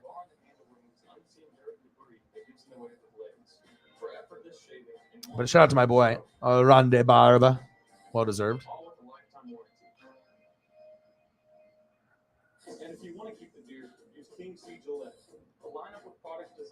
And obviously, we know Patrick Mahomes. The clone. I already knew more than likely that was probably going to be what happened. Because like I said, even if they lose, if he wins, I mean, then, getting the Super Bowl MVP and the MVP and being the underdog. I mean, this will be, their first Super Bowl was memorable, but this one will, first one's always going to mean the most, you know what I mean? But this one could maybe mean even more. No Tyreek, having to rebuild, O-line, defense, and the secondary and the D-line are suspect at times. If they're able to find a way to beat the Eagles, this is for Mahomes' legacy and Kelsey. They're already, first ballot Hall of Fame, but it's as far as like starting to stack chips before you go. Are you going to end up getting 2 or are you going to end up getting 4 or 5? And, depending on if you win or lose, and, it's one thing to go 2-2 or, 2-3 or 3-2, but, imagine if you can go 4-1 or, something of that nature, that obviously it looks a little bit better for the legacy. I know Drake is betting. So Drake does the bets and, he'll post it like on Twitter on what he's doing. And he's not as bad as Mattress Mac, who does like the $1 million, $10 million. And sometimes he wins, but I would say 3/4 of the time that Mattress Mac bets, he loses. So he's losing money all the time. He's an idiot. You know what I mean? He doesn't really know sports. He just bets on Texas teams, regardless if they're good or not. So it's like, if it's the Astros, yeah, you can win, but don't bet on the Cowboys. I could have told Mattress Mac that. Shit, give me the money. I could have told you not to make that bet. You got to be more smarter than just being, I'm rich and I'm just going to vote for the state and that I believe in or where I was born. I guess it can work out. They don't call him Mattress Mac for nothing. But yeah, Drake's got Mahomes winning the MVP and the Chiefs winning the game and like being ahead in every quarter.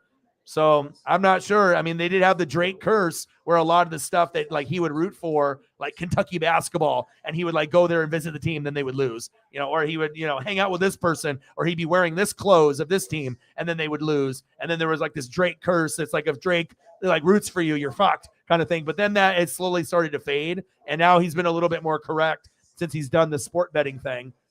Some of his sport betting thing, like he did Rams, OBJ, and he won some money in the Super Bowl last year. And obviously OBJ is his boy. So obviously that's, a part of it, but.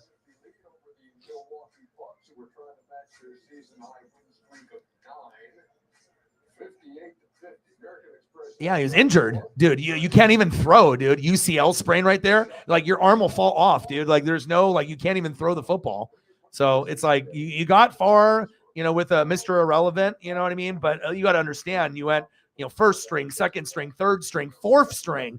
At some point you're going to break. Like as good as your running game and your defense is, if you're going through like 4 strings of quarterback, that's, going against another really, really good team that's got their first string, pretty much everything. Unless you do like the miracle 1 in a billion kind of game, you're probably not winning.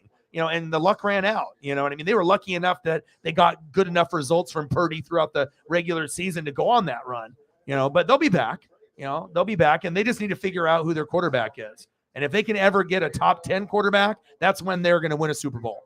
They just need to get a top 10 quarterback that can stay healthy. And obviously Jimmy will probably be gone. They can go with between Purdy and Trey Lance, but they kind of need better to me. It's like they're whatever guys that you got, you're able to show us that you can get to like NFC Championship game or Super Bowl, but you haven't won it since Steve Young or Montana. So that tells me Jeff Garcia and the Colin Kaepernicks and all the guys that they got now, Jimmy and Purdy and maybe these guys aren't good enough. I mean, Trey's been injured, so we don't know his true potential. If he's a Justin Fields, type of player, a CJ Stroud, a Bryce Young. I mean, we'll have to kind of wait and see. You know what I mean? But if Trey does not turn into a top 10 quarterback in the league, I'm not saying Brady's not necessarily the answer either, but you just need to be able to find someone that's a top 10 player that can play with all those offensive pieces and then doesn't turn over the football in the fourth. So, I mean, and the Eagles, like I said, they were the best team in football. And like I said, it's not like I was always like definitive Niners are winning that game. I just thought that was a team that on paper matched up the best, more than the Cowboys. But then no one could have predicted the quarterback getting hurt, So, I mean, in all honesty, the Eagles are the best team pretty much all year besides like maybe Buffalo and Kansas City for a week or two early in the season.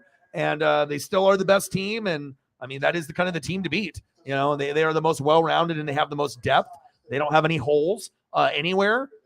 And when you have a complete team that doesn't have any issues, yeah, you can still play like shit. But a lot of times, especially if your defense is better than the other teams, you're probably going to come out with the dub in the Super Bowl. Maybe it's a little closer than people think. Some people think it's maybe going to be a blowout. What if it ends up being a 1, 2, 3 point game? It could be like that. But that's probably going to hurt like Chiefs fans more if they like play by crap and then they still only lose by 3, or they play really good and only lose by 3. I mean, we'll see. Should be fun though. Yeah. But 49er fans just need to be able to realize until you get a top 10 quarterback, you're probably never going to win a Super Bowl. Kyle Shanahan is great, but the reality is you just can't keep doing the same thing over and over and over again and expect a different result. Just getting these like mid-level guys and guys that are like role quarterbacks and, game managers, you sometimes need a little bit more. I mean, there's nothing wrong with game managers, but sometimes they can only get you so far. Like sometimes you need a guy to be able to make that big fourth quarter drive or not fuck up in the fourth quarter and fumble or throw a pick. But if you're going against an elite defense and they have elite players, sometimes they're going to get to you, and that's when you lose. So that's kind of their MO. Yeah, definitely got to speed up the tempo. Barkley is on it. Only down by 8. But I don't know Shaq's. When you play against a great player in the day, and your scoring isn't working, what's your second superpower that you went to? Yeah, what'd Shaq go to? For 4 or 5 players, I got to get others involved. I got to stay aggressive. Just because I'm not making a jump hook, I still got to make the move. When I make the move, I know they're going to come. Big shot, Bob's going to be in the corner, Rob's going to be in the top of the key, and the young fella's going to be roaming around looking for the ball. So I just had to stay aggressive. And then after 4 or 5 possessions, like Chuck said, get offensive rebound, put it in. Then I would go back and see if my shot would connect. Second superpower is getting others. There we go. Good analysis and breakdown by Shaq right there. It's crazy. Like out of all of the shows, that are out there that do sports talk, right? Who would have thought like with this basketball one is like one of the best ones that's actually out there compared to like all the garbage football ones with the former players. You know what I mean? Like if you actually look at like Ernie Johnson and how respected he is, and then, Barkley playing small forward, power forward, Shaq at center, Kenny the Jet Smith at point guard. They have good chemistry. That show right there is on a whole nother level, like especially if you're going to watch them like call a game or, obviously they're doing like the show, but most pregame and postgame shows are not a 10 out of 10 like those guys. I mean, like you don't even have to be into the NBA and they make you want to like listen. And especially if you watch them when you were younger, you recognize how talented they were and what they did. And I wish more shows had legit, genuine chemistry and shit's not forced. They're not yelling at each other. I mean, Barkley and Shaq will when needed or whatever, but they don't do it for clicks and shit. You know what I mean? Like it's just more authentic. And if shit comes off as authentic, people watch. Why do you think people watch Pat McAfee? Why do you think people watch that? I mean, they should get their like a time slot for those guys just to be able to. I mean, they're busy guys, I understand, and they're doing it, before the game, after the game, but their shit is so good that they could do like an hour podcast with just the four of them. Just put in a little bit extra work, and that would succeed. And that's a lot better than, I mean, baseball stuff. I watch MLB channel, and I don't know, some of the people that do the MLB coverage, I like Harold Reynolds, but some of the people that are on the shows that lead up to the games, I can't really watch them. Some of them are okay. Some of them are good. You know what I mean? Some annoy me a little bit. And then obviously like, the Get Up stuff. I'm not watching any of those shows or really the Skip and Shannons and stuff, and I can't even watch Good Morning Football anymore. But the Pat McAfee's got the genuine vibe, and it feels authentic, not forced. People love it. And I really do like these guys. I mean, like I said, it's like you don't even have to be into the NBA, and you can just tell, like, when they talk, it's not just filler time. You actually get good analysis and breakdown, and they're entertaining to watch. I wish there was more programming like them. I wish like NFL would learn, and you just don't have to get just any fucking former player and think that they're going to be great. Not everyone is built equally on the mic, or that has the intelligence to be able to express themselves. So seriously, like, you know what I mean? You could argue that might be the best one. Like, you got Pat McAfee with like the podcast side, for being like, building his own brand and being authentic and raw and real and crazy and fun. And we just love that, true, authentic person, and when you're fake and you're yelling all the time and you're doing horrible takes. Yeah. Some people might like that if you're fucking like aggro and you like, conflict, and you like seeing people scream and yell. I mean, I know that's a part of a kind of our DNA for a lot of us, but I think once you get to a certain point where you don't accept that in your life anymore, that type of behavior and shit, it's like, yeah, I get it. It gets ratings and clicks, and but like at the end of the day, are you learning anything? Like, you know what I mean? Did their opinion that when they went crazy and screamed for 5 minutes, did it actually come true? Or was it just all a big show just to get ratings right then? You know what I mean? And that's why I can't watch a lot of these programs, but baseball, basketball, football, hockey, the show with Shaq and Ernie Johnson, Kenny the Jet Smith, and Charles Barkley, definitely top tier. Like, they might be the best show as far as even with all for those four together. I mean, I'd rather watch them than Good Morning Football, and I'm more of a football guy. And I've watched Ernie, and I know his story, and I mean, he's gone through a lot in his personal life with illness and whatnot. And I mean, it kind of reminds me of like the old school times, NBA Live 95, like on PlayStation or Sega. Yeah, I don't even know if they thought that it would turn into like this type of chemistry, but yes. And the thing is like the chemistry and everything. It's like, they've never fallen off.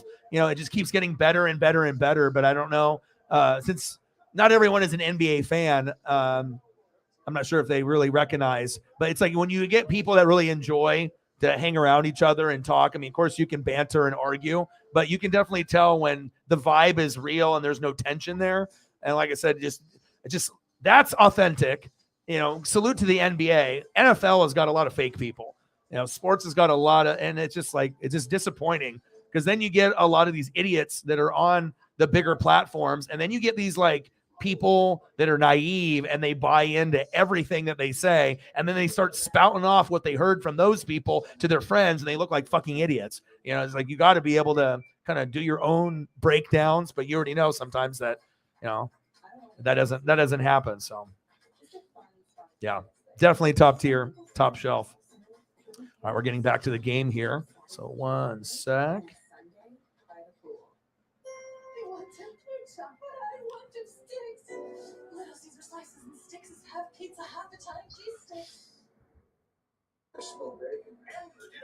I don't know. I just like people that are hardworking, and I like the realness and the authenticity of it.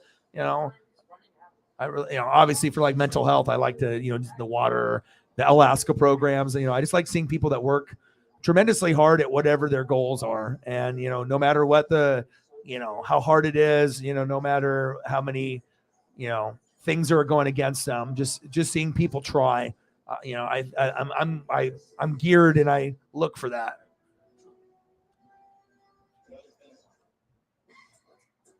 And he's trying to, kind of decipher and go through all the fake and trying to find the good. But yes, that inside the NBA is ridiculously good. Like they could literally do like a 2-hour thing every day. I mean, those guys are already making plenty of money, so they don't need to do it. But they could do like a 2-hour thing, and people would actually watch it instead of like Michael Irvin or like Stephen A. or Skip Bayless. You're like, okay, if I'm already not watching your shit on TV where you're fake and you're being filtered, then I'm supposed to really listen to you on YouTube when you're being really, really fake and not unfiltered and screaming and swearing more. I'm not buying into that.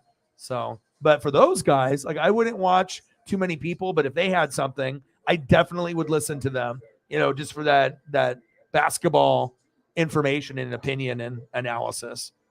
Yeah. Did we cap out with news? Is news over? Like the back and forth with the information. Today was like 40 things. Busy day.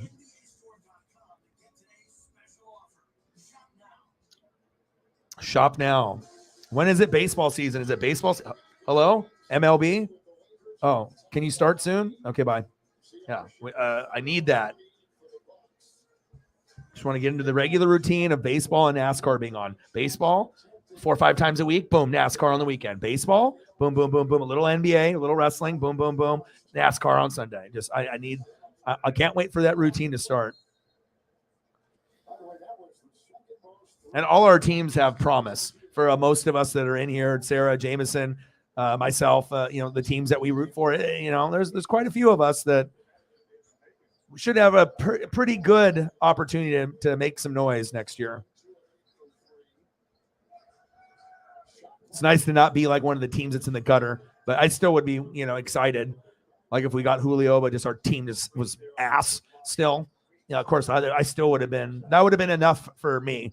Like, okay, I'm back on board. I never really fully got off the ship, but at least you have someone you can like root for, buy memorabilia, get excited about. Anthony Davis, baseline. Woo, baby. Anthony Davis. DeBrow. My goodness. Yeah, he says. 60-52. Grayson Allen inside and out, baby. Offensive rebound, Giannis. He got in there. He tried to dunk it, didn't get the full flush on it, but he got it though. 60-54, Lakers. Anthony Davis from the top of the key, and it's good. Okay.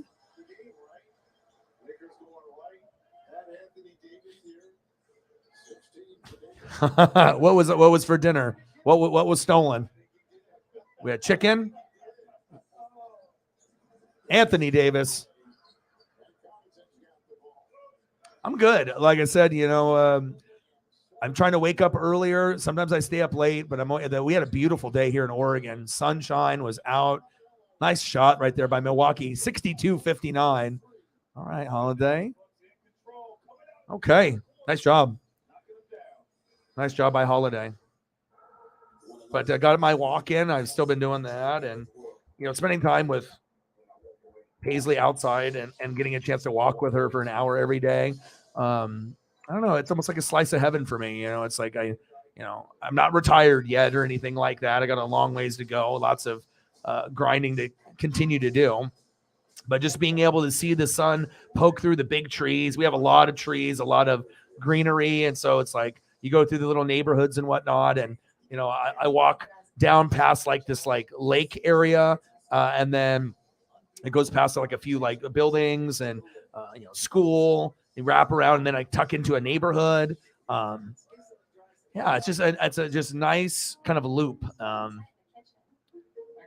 And the weather's been good. And then for my mental health, that's always been good. So look at that. I had the ESP. Do you see that? I don't know what it is about my ESP and stuff, but like it's creepy. Like I can do it with like TV shows and stuff too. Like Good Doctor, I'll watch like Grey's Anatomy and like Law and Order SVU. And then they have the Good Doctor where it has a kid from like the Bates Motel.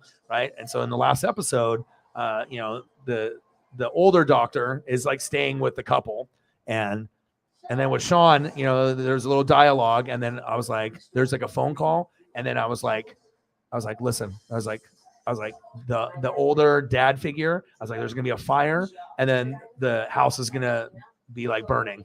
And then literally like 30 seconds later, the guy's like on the phone. They put the phone down, and lo and behold, boom, they cue to. And there was no like hint of like, oh, there's something, you know, fire related to like flip me. Like, you know, it's just like I was trying to think, okay, what are we doing here? And then it was. I was like, oh my gosh, creepy. And I'll do that from time to time too, but I don't know. Chicken and the fried rice though. Small pieces though. Hey, you got to. I've been trying to do like crock pot stuff, you know, but it's expensive. So it's like we used to try to do it like 2 or 3 times a week. But of course, if you're doing like crock pot recipe, you might need to get 5 or 10 things. And depending on if you have some of those ingredients still or not, then I mean, it can kind of add up. So, you know, usually things are a little bit better on the dono side than a little bit more, you know, they have like a tortellini like soup thing that I want to do. That one's really good. There's like a little spot that I go to the grocery store and they have like these expensive ass tortellinis. You put them in there and oh my God, it's like so delicious. I'm always looking at the food stuff too. And then the Gordon Ramsay shows are coming back. So yeah, if it's food related, it's probably going to be something I'm going to take a look at. But it's not like I'm this like person that knows how to cook everything. I'm very basic. But I would like to learn, you know what I mean? Like it's one of those things that if I could improve one thing about myself, would to be able to learn techniques, to be someone that could not only be self-sufficient better on my end, you know, for myself, but for others too. 62.59. But a lot of times it's just like trying and patience. And if you can measure shit out and just like kind of follow directions, sometimes it just gets intimidating because it's not your thing. But I think the more that you try, the better that you'll get. I mean, of course, no one's going to be Gordon Ramsay, but Lakers on the fast break, in and out. Anthony Davis with the board. Kick it out, dude. Here we go. Hachimura, front rim. 62-59, Milwaukee. Holiday, in and out.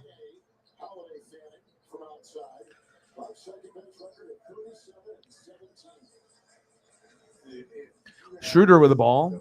2-man game with Anthony Davis. He's like, just give me the goddamn ball. He's like, Schroeder, get the fuck out of the way. And then Hachimura is like, fuck it. I don't even care if Anthony Davis is on the team. I'm going to pass it to anybody but him. Schroeder. It's like you got to be able to know your role on a team. And I think some players, you know, are stupid. You know, it's like I get it. Everyone needs to make their mark and you have to score or do positive things to keep yourself in the game. But then there's a difference between ball hogging it and like forcing shit.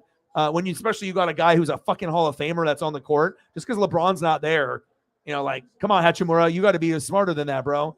It's like you got traded over to this team and you have something to prove. But Anthony Davis is out there. Get him the damn ball. It's not like they got this plethora of offensive weaponry. Come on, dude. Know your surroundings, as E40 would say. Brandon in the building. What's good, man? Lakers, 64. Bucks, 62. Schroeder. That's the one that you would want to keep, too, but besides like Russell Westbrook or Beverly. Schroeder is, you know, more low-key. That's the one that you want, you know. It's guys that are too mouthy. It just doesn't work out, man. Nobody wants to be around the mouthy. And then especially if your skills start going away. You're talking shit and you're doing great things, but what happens when you're talking shit and you're fucking a liability for the team? Then it becomes like, well, fuck you then. I don't want you here no more. 67-62, Lakers.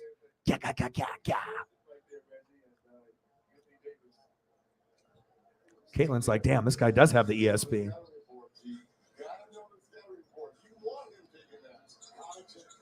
Davis with the rebound. Let's see if they actually recognize what is at hand here. Ooh, nice reverse layup. That was very Eddie Jones, Nick Van Exel-like. Nice reverse layup there. Giannis at the top of the key says, enough of this shit. Let me draw the foul. He's like, give me the hoop. 69-62. Giannis.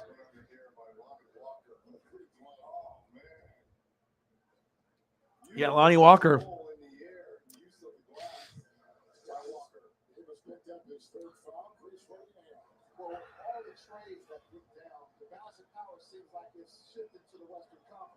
So I had a little time with Giannis before the game today, and I asked him what he thought about all the moves. You know, Kyrie to Dallas. Giannis with the free throw. 69-63 Milwaukee. And he started scrolling through his filter, through his apps, I should say. And he said, "Look, no social." 23 points, 4 rebounds, 3 assists. I said, "Hold on, you ain't heard about the big trades that's going on at deadline?" He said, "The only trade that I heard about and that I care about is that we got Jay Crowder. That's all that matters." Yeah, the Jay Crowder. All right, 69-63 Lakers. Schroeder, nice pass. Good basketball IQ. Nice layup. What happened? Offensive foul. Oh, wow. Big break for Milwaukee. What are we looking at here? Oh, because with his backhand, he hit the other guy in the face. He hit Grayson Allen in the face.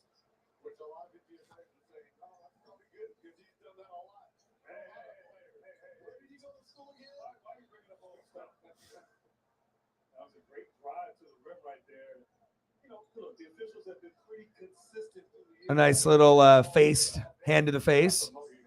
He said, "That's a mugging."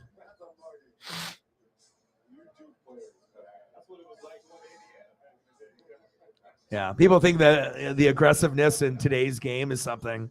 They have never watched basketball from the 80s and 90s. Unreal. Walker with the floater. Nice job.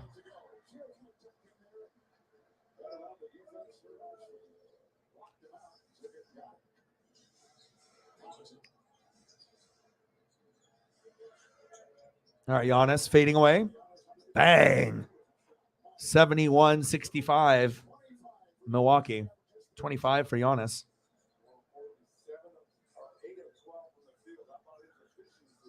The 23 or 25? 25. Nice job. Schroeder with the jumper.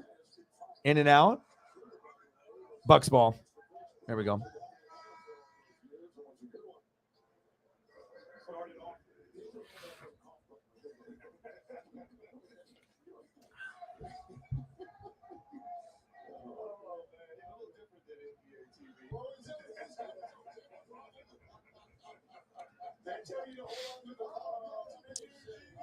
All right, 71-65. Lakers up by 6. Allen for 3. Yes, they are.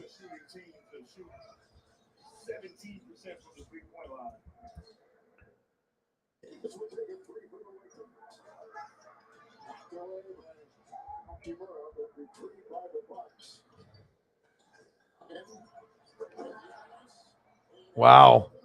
With the flush.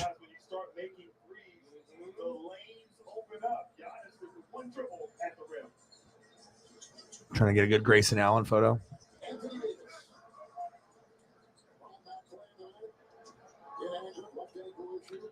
Giannis. Lopez for 3. In and out. Giannis with the board. Nice offensive board for Giannis. Holiday for 3. Bang. Drew. 73-71 Milwaukee with the lead. Nice job.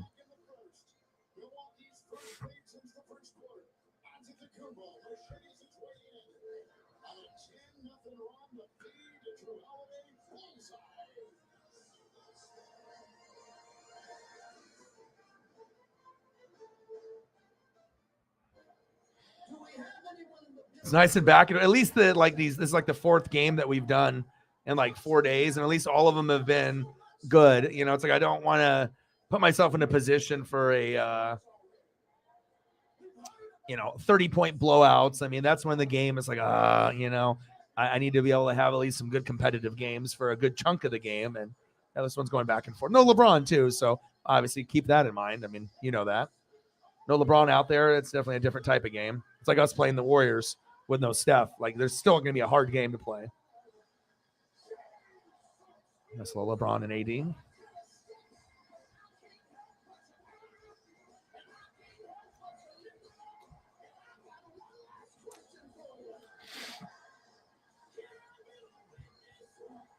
It's the Anthony Davis photo.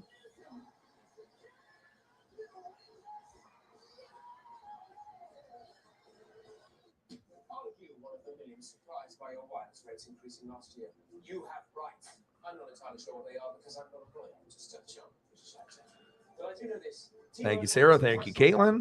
It's always try to get, good to get a few more people to be able to take a peek at the stream and whatnot. So 73-71 Milwaukee. Okay. We have ourselves a game. Milwaukee finally caught up. Yeah. I mean, every Bucks game that I've done has been good. I mean, and obviously if Giannis is playing, that's enough of a reason. There's just certain players in the league for me that I'm going to be more interested in doing. Like if Steph Curry's out there, I'm doing it. If Giannis is out there, yes. Luka, yes. Embiid, yes. You know what I mean? If the Joker is on, it's usually not on for me, but yeah, I wouldn't mind, seeing some Nuggets. I mean, that's a team that could win it all this year.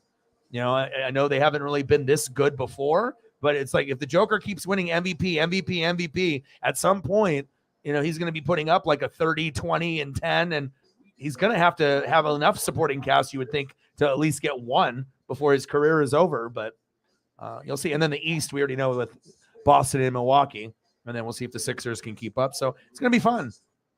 I just don't know if the Lakers and Blazers will be able to catch up in time, but we're both going to try. That's for damn sure. Let's look at the stat line real quick. What do we got with Giannis? 27 points, 6 rebounds, 4 assists, 9 for 13. Very efficient. Lopez has got 7 and 4 and 3.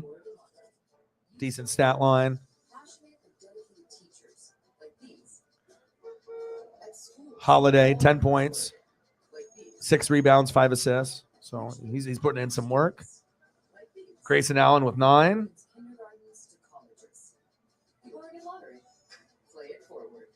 And Chris Middleton with 10. 10, 3, and 1. Just need a little bit more. Someone else needs to step up. Anthony Davis leading the team was 16 points and 12 bullets, baby. All right, let's go.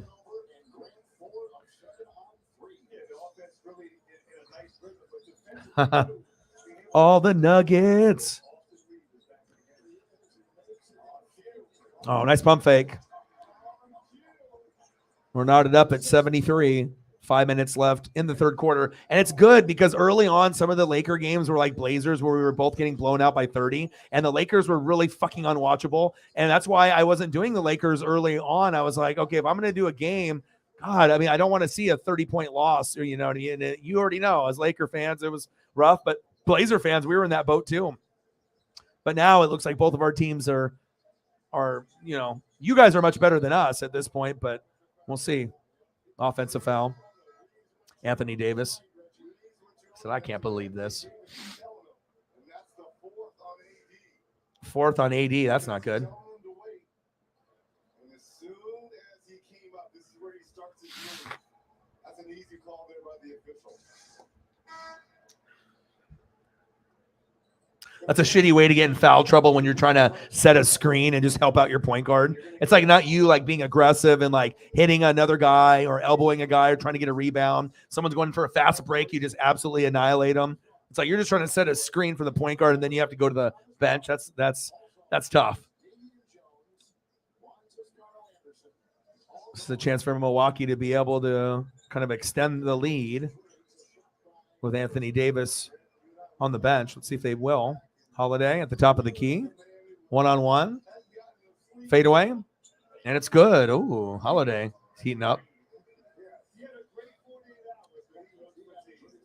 12 points for Drew Holiday. 5 for 10 for shooting. Walker in and out. Holiday with the rebound.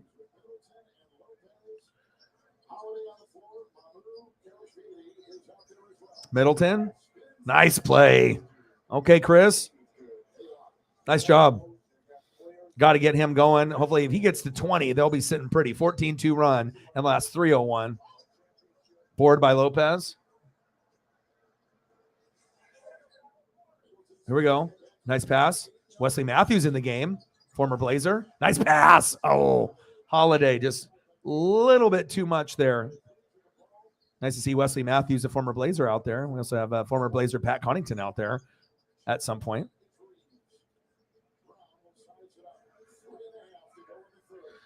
All right, 3:25 left in the third quarter. Bucks up 77-73 up on the Lakers. Floater is good.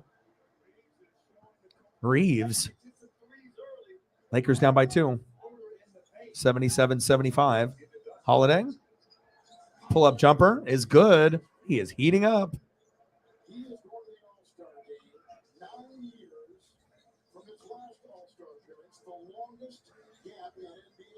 Candace in the building. How are you? I mean, especially when you have LeBron and AD and you're losing by 30, a lot of it was like lack of effort. And I can't watch games where people, it's one thing to just get absolutely dominated by another good team, but I don't like seeing people give up or not trying. I can't watch that quality of basketball. It's hard enough for me to watch it if the talent's not there. And then if I see the effort go down the shitter, then why am I watching? You know, it's like, I want to be able to watch effort wherever it's at, you know? But at least they started to clean some of that up, and now you cleaned up the roster. And now I'm a Blazer fan, and I'm excited for you guys. You know, it's like, okay, like now things are looking a little bit better.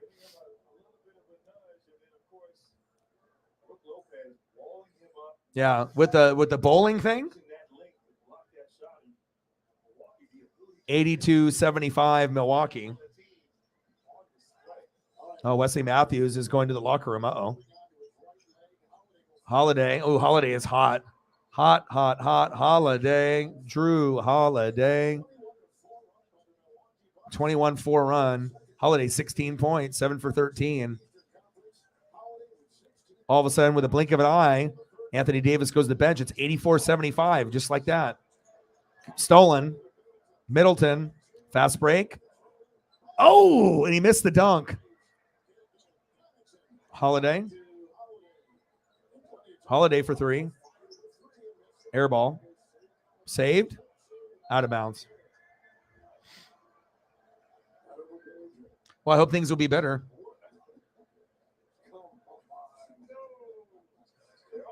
$84-75.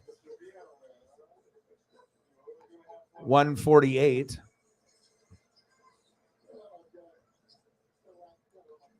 What kind of hurting are we talking about? Like physical hurting or like mental? Both can be very important to us. Middleton at the top of the key. Is there a foul call?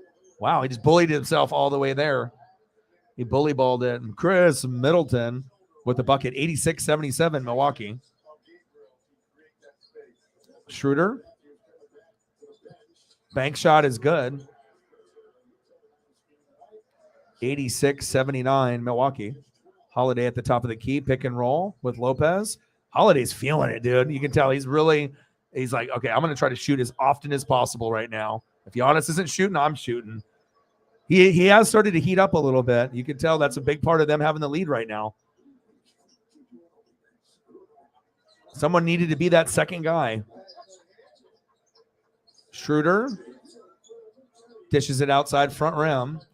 42 seconds left. Timeout, Milwaukee. Timeout taken. Half minutes ago in the third, Bucks have come storming back after trailing at halftime by 8 to the Lakers. The truck? Like what? Like unloading a trailer? Like that? I had to unload trailers, and it was like saw accessories and saw stuff, and it was, I mean, it would take sometimes like an hour and a half with like 5 of us.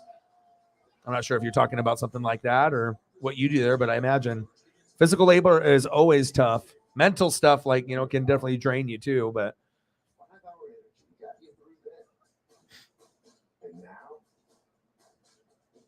We'll get you through again. Rediscover 5-hour. Oh, nice. I can imagine. Oh, man. All kinds of product. Yeah. Yeah, I imagine there's, you know, it's one thing if you're doing the register and you're comfortable, you know, doing that, but then having to like stock or restock or unload with all that product. I can definitely understand what that's about. I think it's a lot of people. It's either you've worked, in retail or stuff like that, or you haven't and stuff. And I've worked at like clothes places too, and sometimes that's even worse. So much folding and cleanup. It's just ridiculous. 86-79. Milwaukee. Connington. Let Connington shoot the ball. Lopez fouled. And just precise execution out of that timeout. 1,500 piece. My goodness. I feel that pain. I can't even tell you how many pieces, when we did those 40-foot trailers, when we did it. And there was days where we had to do over like 5. It's like, this is insane. Like, my body cannot take this. And going in there in summer when it's like 100 degrees. So it's like the inside there is like 120. Yeah. Anyone that works like at any type of store, even like a Safeway or anything that has a lot of product, whatever it is, or a Dollar Tree. Yeah. I mean, yeah, it sounds like you'll be probably sore for a couple days, and then hopefully we'll be better after that. We get older, our legs and our bodies start hurting. 88-79. Milwaukee. 28 seconds left in the third quarter. Schroeder at the top of the key.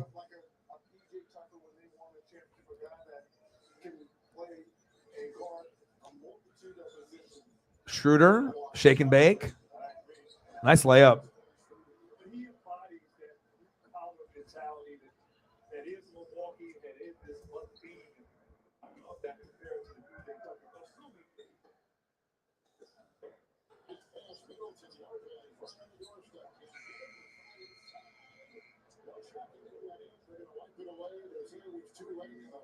third quarter is coming to a close.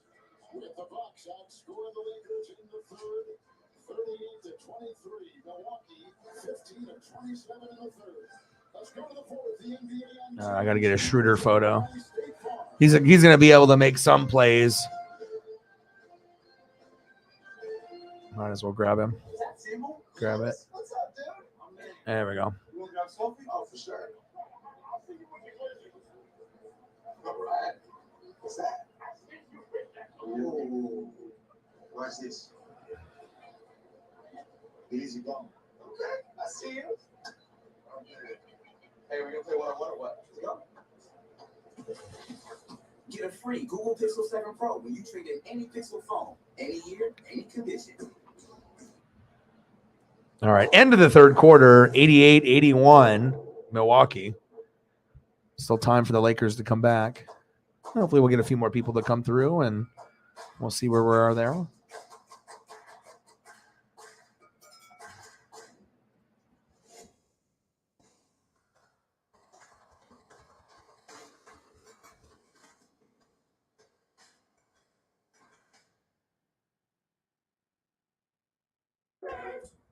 How's it going? The interest rates up. I've been looking to get a better savings account, but all the options have you up in the air. So yeah, at NerdWallet, we can help you make the smartest decision by comparing rates with top high-yield savings accounts. Oh, amazing! It's the smartest way to get the most out of your savings. Well, in that case, I'll have another coffee. Oats, almonds, regular. Oh, did you get it? It's because earlier she was up in the air and now she's down. Okay. I thought it was good. NerdWallet, the smartest decision for all your financial decisions. Yeah, holidays, that's been a big X factor. 27 for Giannis, 16 for Drew, 17 for Middleton. So that's good. I mean, you need to have a number 2 and a number 3 person, and you're getting that, and came back. But also Anthony Davis needs to go the rest of the way, because without him in there, then it's like you got to put in your best options, which is going to be Reeves, Schroeder, Anthony Davis, probably Hachimura, and then maybe one other guy. But I definitely need to have Reeves in the game, and Walker too. Walker, Reeves, Anthony Davis, Schroeder, and maybe Hachimura, and then maybe something can happen there.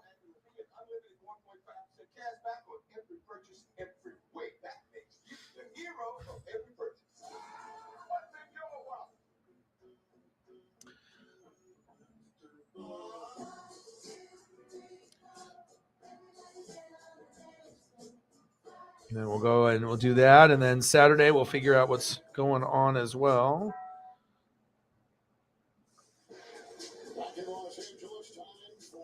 Mahomes wins the second NFL MVP in 6 seasons. Congratulations, Patrick the Clone Mahomes.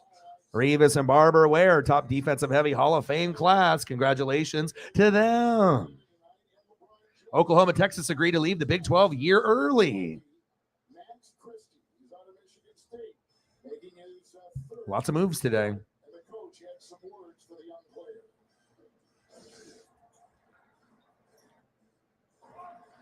All right, baby. Fourth quarter.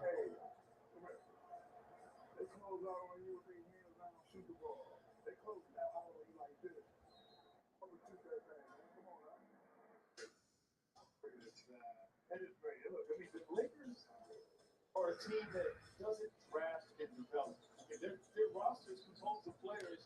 All right, Lakers down by 7. Beginning of the fourth quarter. Let's see if they have the right combination of guys out there. And someone other than Anthony Davis needs to help.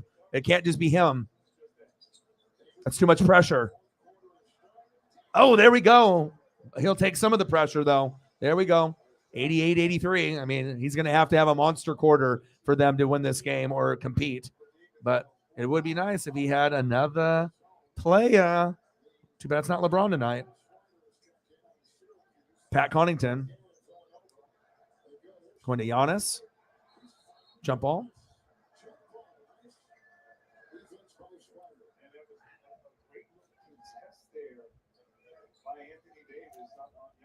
Now, if the Lakers had all of their available pieces tonight, maybe they're winning right now. Lots of guys that it'd be interesting to see, like, you know, what every guy does with D'Angelo Russell, Mo Bamba. It's okay. What are we going to get? Are they going to bring a little showtime, get a little bit more scoring and defense? Like, it's not going to hurt. And plus, you get some of the pieces out of the building that were not good fits. Connaughton for 3. Oh, baby. Pat Connaughton. My boy, former Blazer. Let's get it.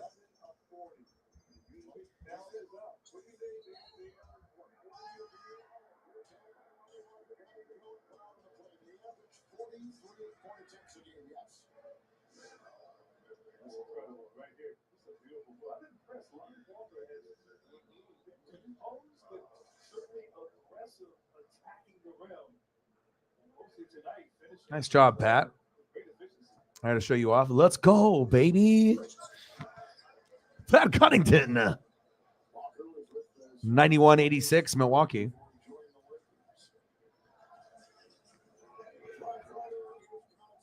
And you guys got Wesley Matthews on the team, too. I mean, I root for guys that used to be on our team. Ooh, what a bank shot by Giannis. Oh, baby. Ah. 93-86. Milwaukee. Schroeder, nice pass. Walker's athletic. You can see that if he keeps getting opportunities to play, he's a solid player. He was good in college, so this doesn't really surprise me, but athletic guy. 13 points for Lonnie.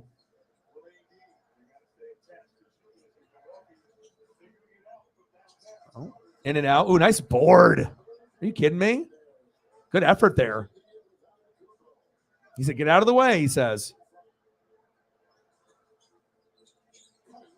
Connaughton, in and out. Saved. Schroeder on the fast break. Anthony Davis inside. Going to the stripe.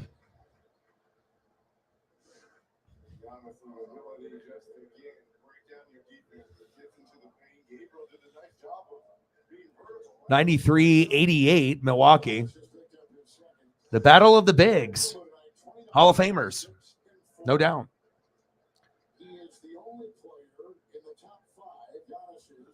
Front rim on that first free throw. Come on, baby. Come on, Anthony. This ain't Kentucky. Let's go, AD. Giannis is at 29. Want to make this as close as of a game as possible. Second free throw is good. 93-89 Milwaukee.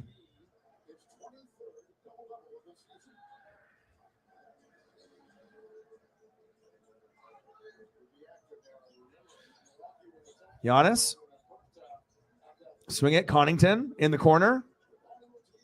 Go all the way.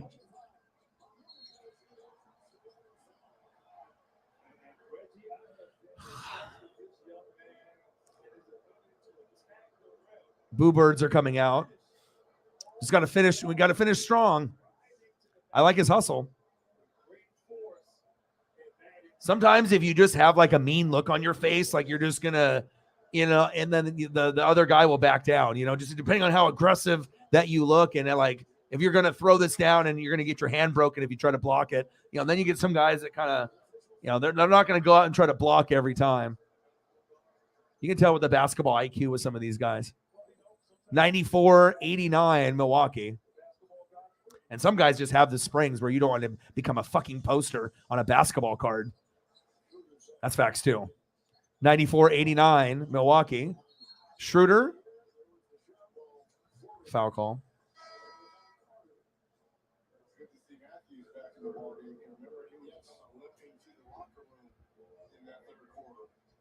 Wesley Matthews in the game. My boy. What's up, Wes?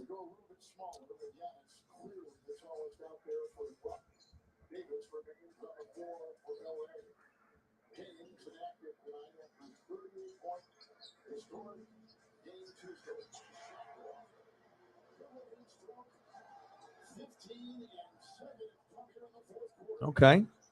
Lonnie's starting to catch fire. 94-91 Milwaukee. This game's getting really interesting now. Oh, reach in. To your point, Reggie, they talked about in the first half that sweet spot in the free throw line against the zone. Milwaukee goes there and puts their star Giannis and quickly draws a foul. Laker defense. Schroeder just picks up his fourth, and here comes Carter. Career high points, 94-91 Milwaukee. 8:45 left in the fourth quarter. Wesley for three. In and out. Anthony Davis with the board. Schroeder. Stolen. Ooh. Uh-oh. There was a collision there on Davis because that could be number 5. Laker Fago, thankfully, AD gets up. Great hands by Wesley Matthews on that drive, and then the collision between AD and Matthews going after that loose ball.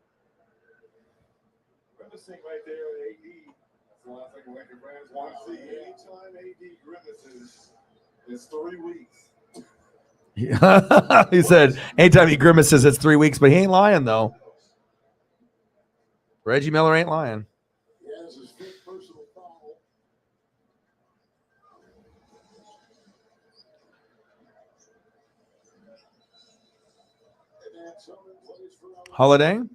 Holiday's been pretty good, but you don't want to be like too offensive minded, especially when Giannis is out there. That gives you the best chance to win, and you know that.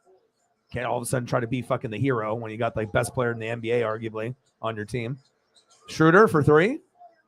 Oh, baby. It's good. Yeah, Schroeder ties the game up at 94 apiece.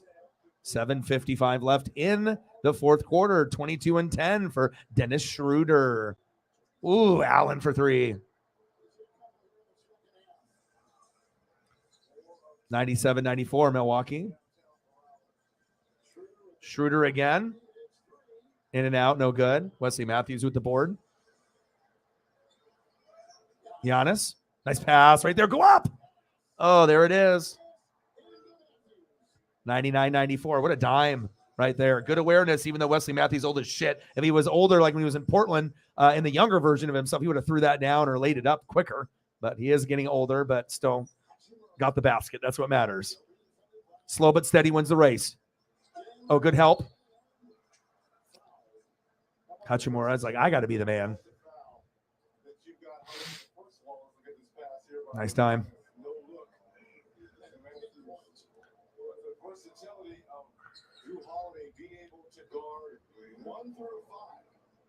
Yeah. Seriously. Yeah. Any type of grimacing by Anthony Davis, that's not good. You don't want to see him fall down in the game at all. That's not how it's like, anytime he goes to the ground, you're like, oh, great. that's going to be something with like a knee or an ankle or toe. You know, and nothing comes good out of Anthony Davis going to the ground ever. Even if it's like an and one, you're like, oh God. 5 years ago, they have the best record in the NBA by 17 wins. Hachimura, front rim. Work on your free throws, bud. 99-95, Milwaukee. 7 minutes left.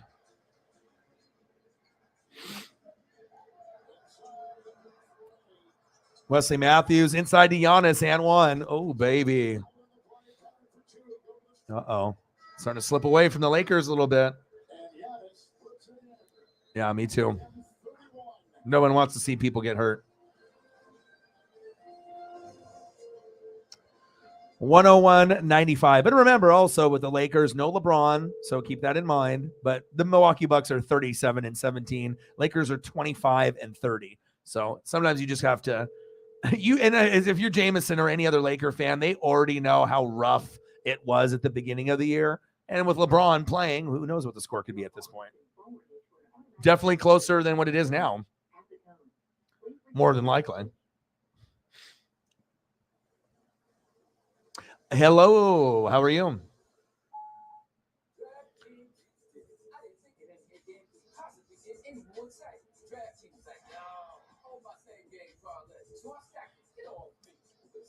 Yeah, we're fourth quarter, 101-95.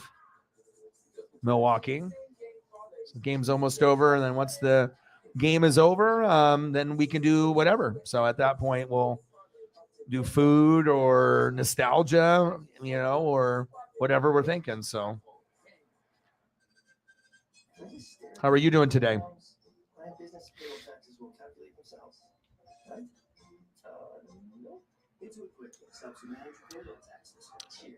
With 100% accurate tax calculations guaranteed.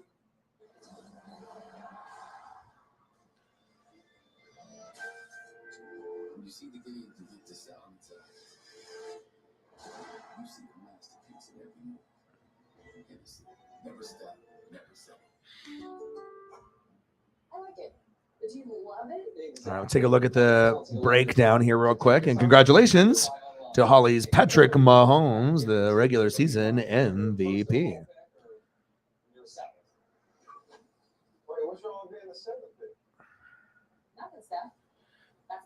All right, let's look. What do we got for Anthony Davis? What are we at? 19 points, 14 rebounds, 2 assists. And then Schroeder's got 22. He's got 22 and 10. So, at least there's someone there. And then Reeves has got 17. Walker's got 15. So you need to have those 4 guys on the floor at the same time. That's a must. So hopefully the Lakers recognize that. And then let's take a quick look over here with the Bucks. Holiday's been a good influence, 16 and 6. And then Giannis being Giannis, 31, 7 and 5 off 11 of 16 shooting. That's awesome. And Grayson Allen, where are you at, buddy?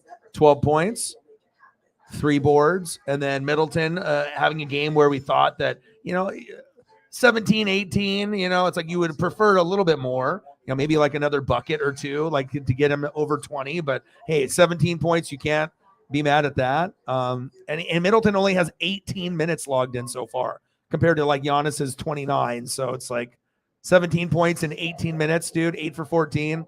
Not bad. And you even got 4 boards. So nice job, dude. And then congratulations to my Rondé Barber. He finally made the Hall of Fame. So yeah, we talked a little bit about the winners of the awards, but primarily, and then the trades that have happened in the NBA, and then obviously the NFL honor thing. And yeah, I've just primarily just been doing this game, and then we can kind of go into all those other things afterwards. And then yeah, maybe get some food on the screen or something. Anything for you guys, animals, food, 80s nostalgia. I'm all about that life. You guys know that. Whatever that I can do to make you guys happy and a better place mentally before you got in here, then that's the goal. 8-1 run in the last minute, 102-95 Milwaukee. No LeBron tonight, which is a little unfortunate, but still ended up being a good game and still is a good game. I can't deal with any Laker Blazer 30-point blowouts anymore, and luckily I haven't had one in a while. Nice board by Giannis.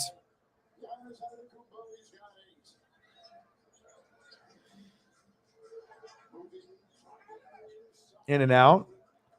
Oh, gosh. Pass it up. It's a selfish play right there. Stupid. See, that's what happens when you're selfish and you try to go all the way down the floor. Like, someone needs to tell Hachimura and some of these guys, like, okay, like, we get it. You're trying to be the man, but you're making dumbass decisions right there. You got to be able to give it up. Anytime a guy goes 1-on-2, 1-on-3, 1-on-4, and then just bricks the layup, you just give up a cherry pick dunk, to be honest. I mean, now the game is essentially over. I mean, it's 104-95. It's not over, but that was a real dumb play. Middleton for 3. That would have been like almost nail in the coffin. Schroeder. 5:40 left. Schroeder. And 1. Oh, my.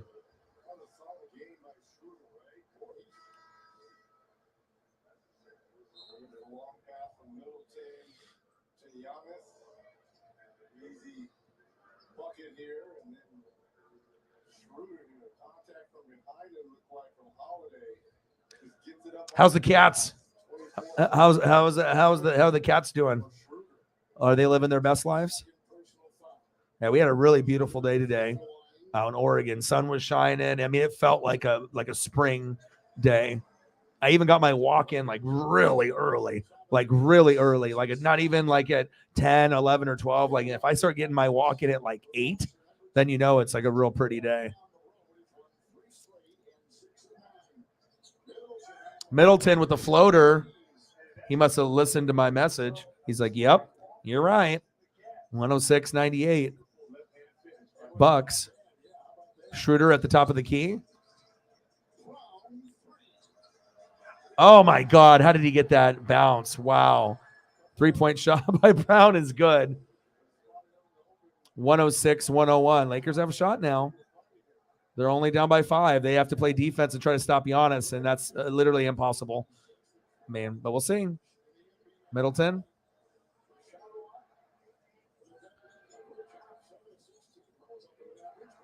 Matthews front rim. Anyone that's not Giannis shooting the ball is a crime at this point in the game. 2-man game. Yeah, they bullied him there. That's a foul. Reeves going to be going to the line.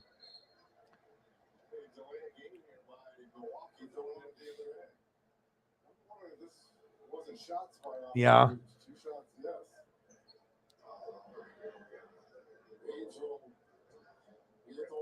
Yeah, all about the different behaviors and whatnot. Do they all like spend time together, or do they all go like in their own separate like sploot area, and then they just have their own little area to themselves? Like, do they have their own little territories? Free throw in and out by Reeves, 106-101. Oh, wow. Really? How much? Lots of snow or just a little bit? I was talking about it here, and I was like, it'd be really cool if we can get snow here. We normally don't get snow in March, but there's usually like a day or two in February where we get it. But I'm not sure if we're going to have that cold front. And I don't want anything too crazy, but just like a day or two and melt away, just so that way I can get Paisley out there and we can have her run around and walk around. And I mean, usually that's all we get anyways. It's just like a little bit and then it melts away. But sometimes every like 5 to 6 years, we'll have it where it's like a pretty good amount for like 5 days. And it takes a little bit longer for it to melt off. And when it's like that, you're really staying home. Like you make sure you got all the groceries, and then there's going to be like definitely a few days where there's no leaving the house unless you just want to, explore and stuff, which I usually like to do anyways. So 1 inch of snow. It was expected though, you said? Yeah, we've had the opposite. Yeah, well, NFL is oversaturated, and I have to find ways to be able to break through and try to find new people that maybe, don't, go on the NFL side or the wrestling side. So, we'll be doing this, and I'll try to maximize my opportunity here with some new people. We'll do some March Madness and continue to do wrestling. And then, we'll do NASCAR and Major League Baseball. And and then just, other things too, just, life and mental health. And that's on every episode. 80s nostalgia, food, and those will be in every episode on top of that if there's not necessarily a connection to some of those other things. So, regardless of what I do, I mean, a lot of times, we can still find some type of connection and, talk about those certain things. Thank you. Appreciate you. $5 holla. Bang, bang, bang. Boom, boom, boom. Bang, bang. Thank you. Appreciate you. Let me know what you want to see. If you have a particular thing, I got you. Me too. Obviously with the ice part, that means that we could fall down and injure ourselves. And also we have a better chance of getting in a wreck. Like you could even have like the proper tires for it. But anyone knows, we've had some pretty bad ones where it's like, maybe like the soft powder, or even if it's not, you can manage. But then once you get the black ice and like the hail and the stuff that's been frozen over, you get too confident. And all of a sudden you can easily get into a wreck. I mean, we've seen the videos and people have had experiences themselves, but yeah, that's legit. And also falling down. I think no matter what age you are, you don't have to necessarily be clumsy. Sometimes you just don't have the right grip on shoes, or you're wearing the wrong shoes. Like if it's me, I'm an idiot. I'm probably walking out there initially in my slides, even if they're brand new and have grip. Why would I do that? But I just like to be comfortable, and that's my kind of like, shoe as a preference. It's always slide first, and then if I have to wear a shoe, I'll wear a shoe. But it's just hoodie, shorts, slides. It's comfortable. Yeah, but I agree. You can see how they began the season 1-5 and 2-10, but since that time, basically a 500 team. Leads at the line, and they've just turned over their roster. Thunder snow. I don't know if I've ever experienced that. I definitely want to be able to travel around though, before I die for sure, to be able to kind of experience a little bit. But a lot of it for me though is food, because I'm just a foodie, and I'd love to be able to experience all the different stories from people. And I mean, I'm going to connect with anyone with the food side. And reverse layup for Giannis there. What a play. 108-102 Milwaukee. But also just to be able to sightsee and stuff too with certain places.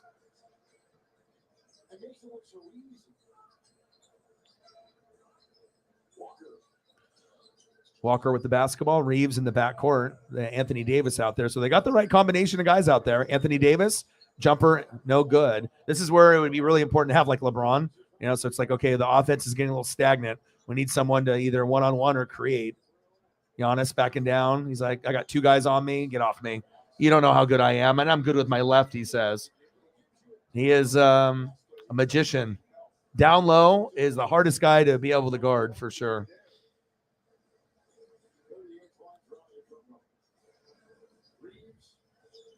Yeah. Good old DT.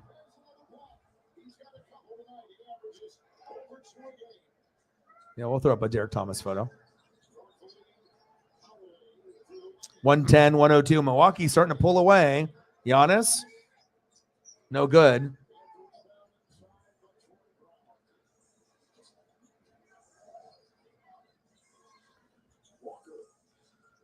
Walker with the floater.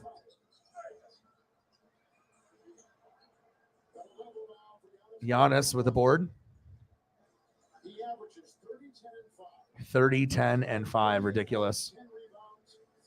Thank you so much. I appreciate you. Bang, bang, bang, boom, boom, boom, bang, bang, bang. Couple days away. Thank you so much.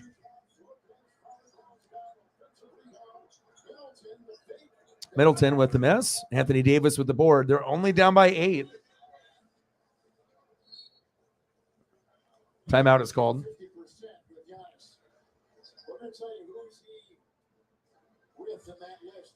Oh, really? Let's get a Derek Thomas photo up here. Dun, dun, dun, dun, dun, dun.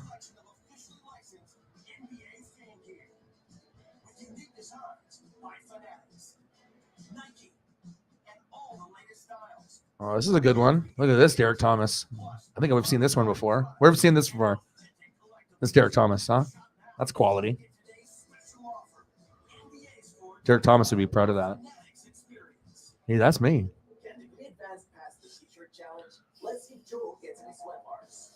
Unbeatable non-stop protection, tested to the limit. Final score. Still dry and fresh. Hickory Advance. Instantly dry 72-hour non-stop protection. How does Popeye's chicken sandwich get so crunchy, juicy, and tasty? We make everything with love. Make your taste buds dance for $4.99.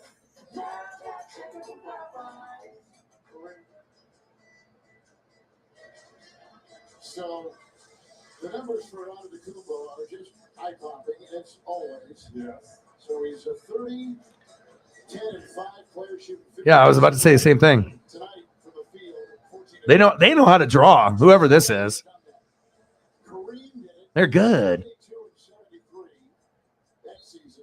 Appreciate you. Yes, and Will did it. Of course. And now Giannis. 110, 102, Milwaukee. 2:08 left. Lakers have been fighting, but when you don't have LeBron playing, it's definitely going to be tough, especially at a time when the game gets a little stagnant. It's in mud, kind of like in football. You need a little spark. Reeves fouled on the play. Whitey in the building. What to do? I was going to message you that I was going to message you that I was doing the game. I didn't know if you got the notification or not, but I figured if you were up, you would probably come through at some point. But I'm going to start doing, since the NFL is winding down, I am transitioning and I am going to be doing a lot of the games on Wednesday, like the ESPN stuff, the Tuesday, Thursday, TNT. I'm going to do the Blazer games, and then I'll do some of the matchups that are, going on for like the late games. So. And then March Madness will come around, and then there'll be some NFL draft coverage. And yeah, I bet. Well, especially if you like live in the Midwest or the East Coast, having to stay up later, I remember being in Chicago and then, having my Pacific time schedule and then watching games in Chicago. And it just that time zone that a lot of you guys are in, it was just so weird to me. Just being able to get adjusted for like dinner and like what outside is going to look like. Like, is it light outside? Is it super dark? Like, and obviously it depends if it's summertime or not, depending on how late it is, but just, it was a little weird. Like, I remember like looking at like the guide and I was like, this is so odd to see like what's on it. And even if it's only like a 2-hour thing and then East Coast is 3 hours, but when you have a routine, it definitely was weird to adjust to. But I think that most people think that the Midwest, East Coast, you guys hate the late stuff. And it's like it forces you to stay up almost until like 11 or midnight if you want to watch the event, depending on when it starts. That's a late, And then imagine if you got to wake up early. So it's like the game starts late, it gets over at like midnight, 12:30, and then you got to wake up at 6, or 7, or if you have to do that type of schedule, or sometimes we've all been there at one point or another, right? Oh, you work nights, so yeah, you're on a different. You think Central's the worst? Minute 43, offensive foul. Ayers like, I work at 8 a.m.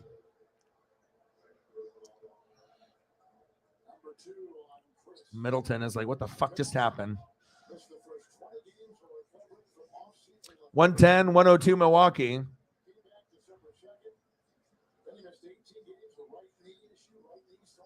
Schroeder.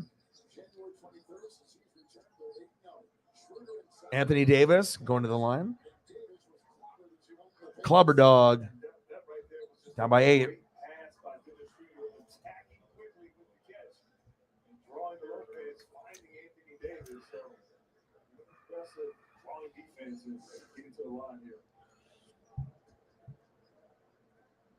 Schroeder's had a good game.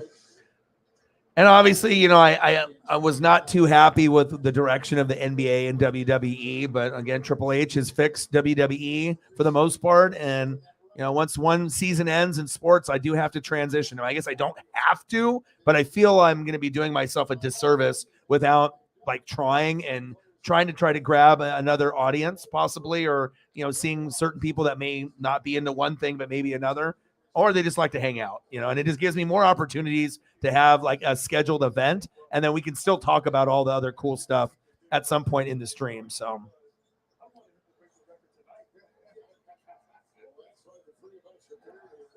but it's been a while since I've been fully invested in the NBA or WWE. I won't lie. COVID was really bad to those two organizations. 110, 104 Bucks. Brooklyn didn't have to send Kyrie to a Lakers show, right? So, LeBron could be upset that they didn't try harder to get Kyrie. No foul. Cards were in Brooklyn's favor. He's a big Packer fan, isn't he? Oh, and one. Middleton. Woo! Ooh, baby. That's the Chris Middleton that people wanted to see.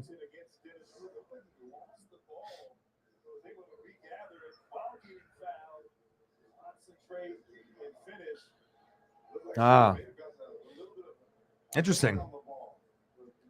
But normally nights though. So yeah, everyone's. I'm trying to think if I ever got to a point if I worked anything nighttime. I don't think I ever have. I don't think I've had opportunities I've been offered, but I think I just, once you're on a certain schedule, I thought it was just going to be too much of an extreme thing for me. Nice give and go 2-man game there.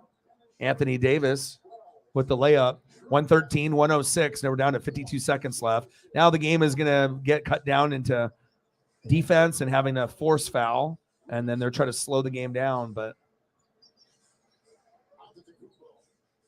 Giannis doubled. Holiday, and the game is over. My goodness. 115, 106. That was an incredible play right there to ice the game. Reeves with a crossover for three. No good. And they're almost at a point where they can just dribble it out with like maybe a couple seconds left over, and then the game will be over. 115, 106, Milwaukee. Lakers fought, but that's usually what happens. You know what I mean? The great teams find a way to win, and I don't want to see the bad teams find a way to lose, but just the Lakers didn't have all their guys from the trades and the trade deadline available, and, with D'Angelo Russell, Mo Bamba, and whatnot, and LeBron didn't play. So kind of like us playing the Warriors. 21 games over 500. Their best record, they go to 38-17. Road record of 15-21. And with the second best record in the NBA with Denver losing tonight, the Bucks are on a roll. Bucks are on a roll. Final score 115-106. Bucks win. All right, got that updated there. All right, where are we going here? We still got another maybe 45 minutes. Probably 45 minutes-ish, 30 to 45 minutes to go. So whatever you guys want to do, let me know, and we can always flip the background. We can do something a little bit more soothing to the eyes. Got to always get in my water or my snow programs. It's good for the mental health. All right, let me delete some photos here, and then probably check on Paisley real quick, and then we'll go after it for about 45 minutes to an hour, and then we'll call it a night, and then I'll be back tomorrow, and we'll do it again.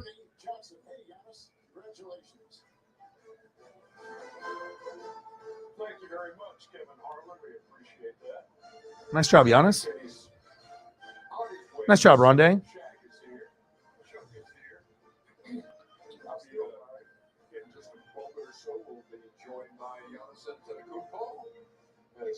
As we get set to for All-Star Weekend next weekend. All-Star Weekend, I'll be doing that. I always enjoy doing the NBA All-Star Weekend stuff. I think that the baseball has the best All-Star game, but I think NBA is there with the NHL as like runner-up. Obviously, we know the NFL stuff is a joke. So, or they got Giannis on the mic. You're high for the season. You guys are 38-17, and you're going to add Jay Crowder to the mix. All right, let me go check on Paisley real quick, and then let me know what you guys want to go over. So the people that are in the room, Holly, if you want anything as well, since you did the last dono there, whatever you guys want, let me know. Just type it in the chat. I'll be back in a couple minutes, and then I'll go after those pictures that you guys want, and we can just chill and vibe.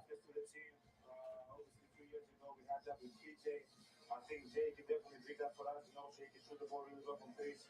He can help us take the floor as well. You guys on the 9-game winning streak, what has been different in the past 1 game in the 9 games? We are just competing. We are just competing. We are playing hard. We are having fun. Obviously, one of our best players is back. Chris Middleton is playing well. He's getting back in his rhythm. We're playing together, and that's all you can ask for. Right now, we build a good habits. It doesn't really matter. The 9-game winning streak, it doesn't really matter. As long as we build a good habits, I feel like in the first half, we wasn't playing hard. We wasn't competing. The second half, it was more like ourselves. We went out there, we competed. We made them shoot tough shots. We were a little bit more physical than them, and we were able to get the win. So as long as we keep building good habits, I think we're going to be in a good place going forward. You know, Giannis, there was a crazy 24 hours with the trade deadline. How much did you pay attention to it today? Not at all. I have a Google phone.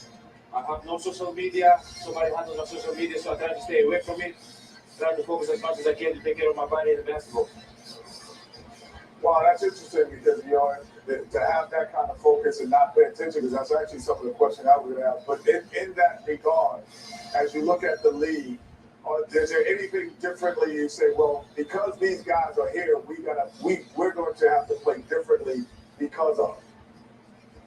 No. I think we just got to keep focusing on ourselves without being selfish. Just be self-aware of what we can do and what we can accomplish. We have a really good team that can play deep into the playoffs and be one of the last teams. Okay. But at the end of the day, as I said, we got to keep building. I guess the girlfriend is on the last episode of You already, so I need to catch up on that. That'll be something I need to watch.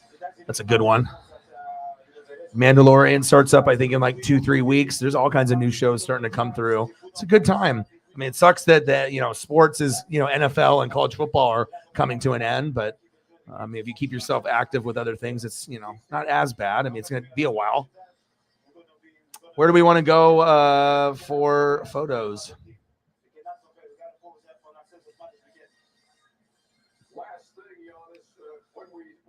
Show a little bit for Holly on her Adona.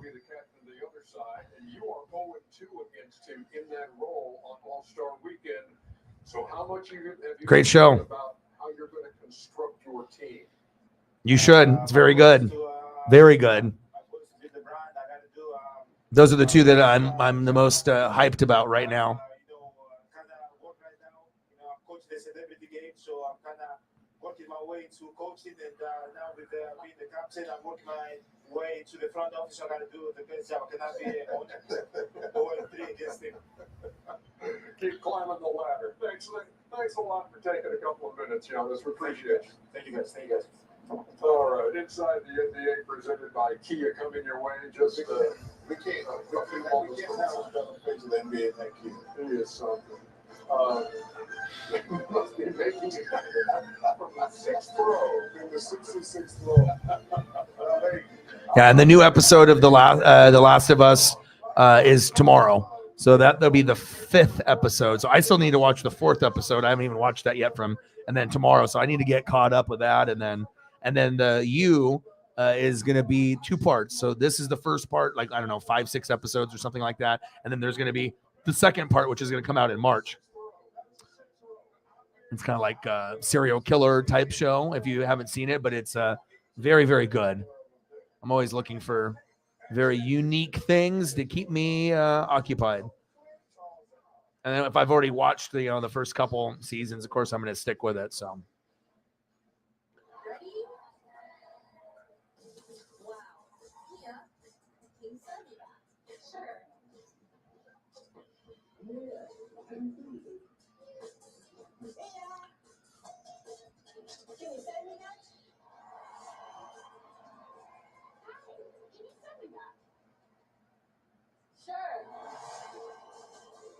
Pre-order now to get a free storage upgrade and up to $100 in Samsung credit.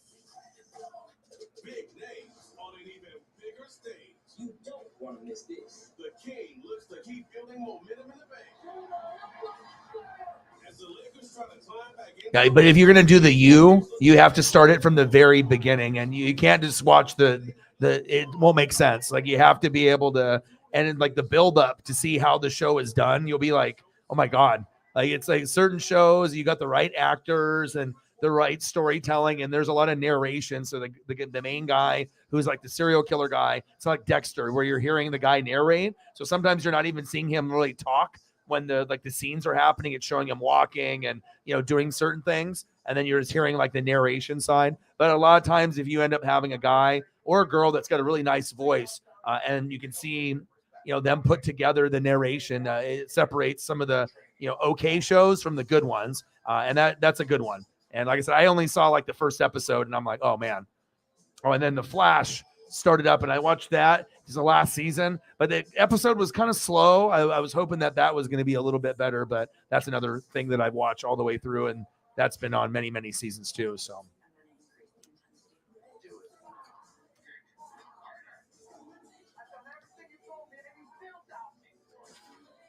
All right. See you tomorrow. Have a good rest of your night, and I appreciate you. All right. Where do we want to go? Should we do some food, some breakfast or Mexican? What do you want to see for food or animals, Holly? You got a particular preference? Or we did like the Arizona landscape type stuff. We can always go down that path again. That stuff was cool. Or nostalgia. I'm cool with whatever you guys want. Just trying to maximize the amount of cool pictures we can see before everyone has to go.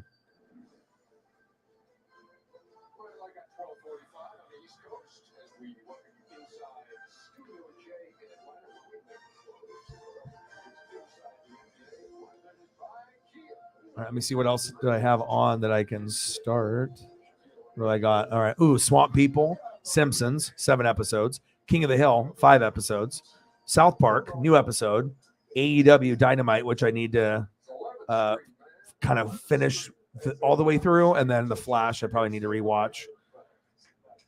Let's go through some highlights, shall we? 4 games on this Thursday night as we make our way toward the All-Star break. And out there in Los Angeles, LeBron didn't play, but honored pregame after setting the all-time scoring record in the NBA. Got some new Lakers who are going. All right, might be time for Simpsons. He's touching that area of your body. Like your heart tick.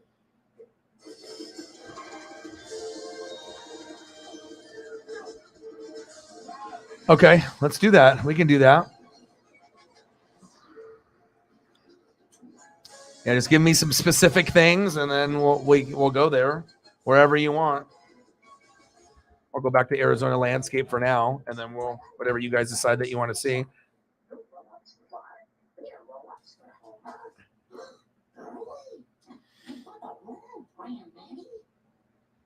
I'll just take them right back to the store. Whoa. Look at those massive plaid shoulders. Look at that absorbent tummy. I've got to tell someone.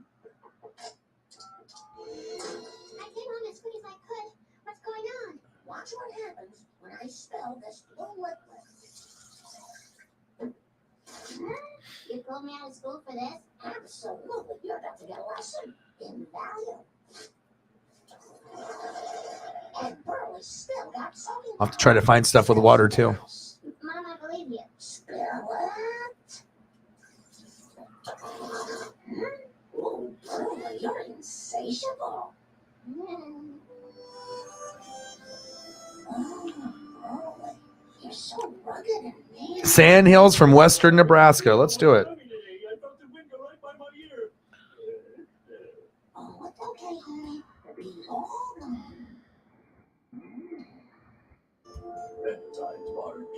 Fantasize about baby. Hey, you're looking at that foot jack. Well, I can fantasize too. Ooh, how much the less? You touch me, and I catch you. Homer, I'll tell you what I told Redford. Oh, it's pretty. It's gonna happen. See if I can get a few. I probably won't get some that won't fit, but Are you a real person or just a composite? In either case, I would love a signed photo. Sincerely, Marge Simpson.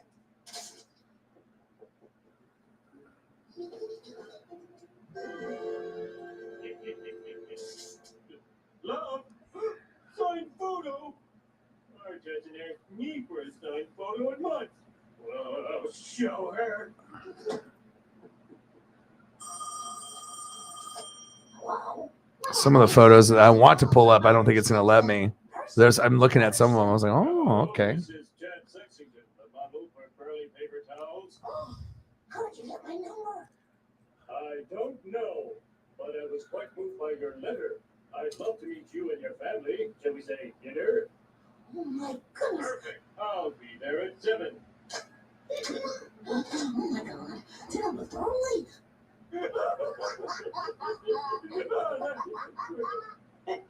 Playing a prankaroo, eh? I was having a private conversation with my wife in the guise of Chad Sexington. Do you mind?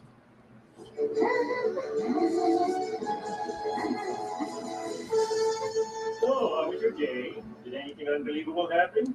Phone calls, things of that nature? You're not going to believe it. That paper towel lumberjack is coming here for dinner tonight. Tonight? Well, you better get your hopes up. I will. I'm looking. That's him. Oh my God. Some of them don't want to format for whatever reason. But yeah, some of them are really nice. Why, look, it's Chad Sexington. Hi, baby. I'm not telling you why. See if I get at least this one. Hold on. Where's Chad? Congratulations. I feel ridiculous. You mean I was just a prop in some cruel joke? Oh, Now you've done it. You really humiliated Mom. it was hard on me, too. I had to wear a suit. Oh, you're right. So Rockies. Get up to her. I suggest dinner and a show. How about Benny Hanna? Where dinner is the show. No. Rocky Mountain stuff looks fake. It just looks like way too. Yes, it was a pretty funny prank. I like the ones where nothing Some stuff is like. Nothing is Oh. except feelings.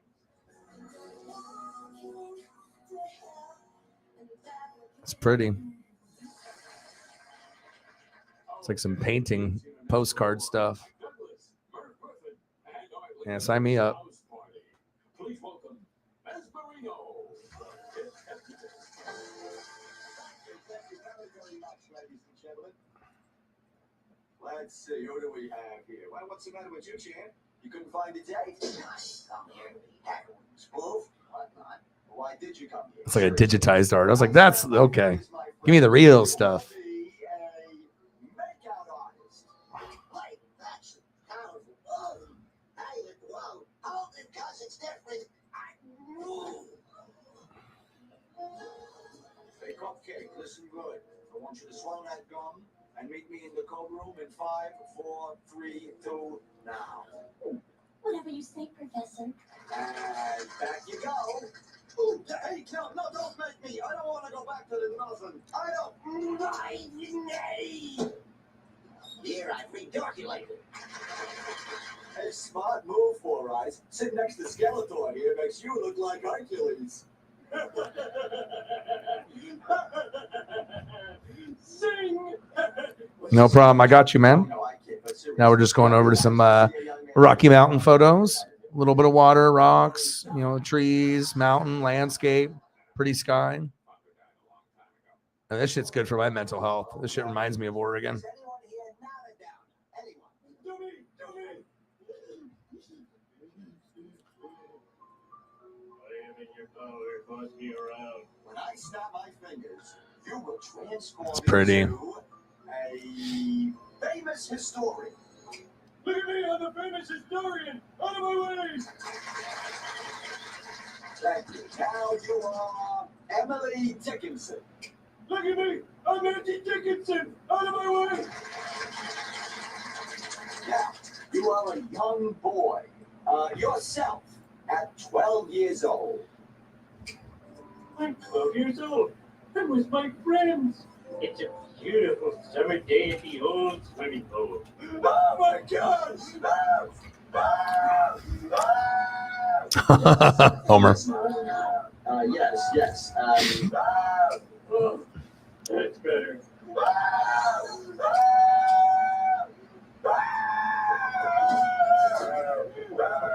Dad, what's wrong? Oh, yeah.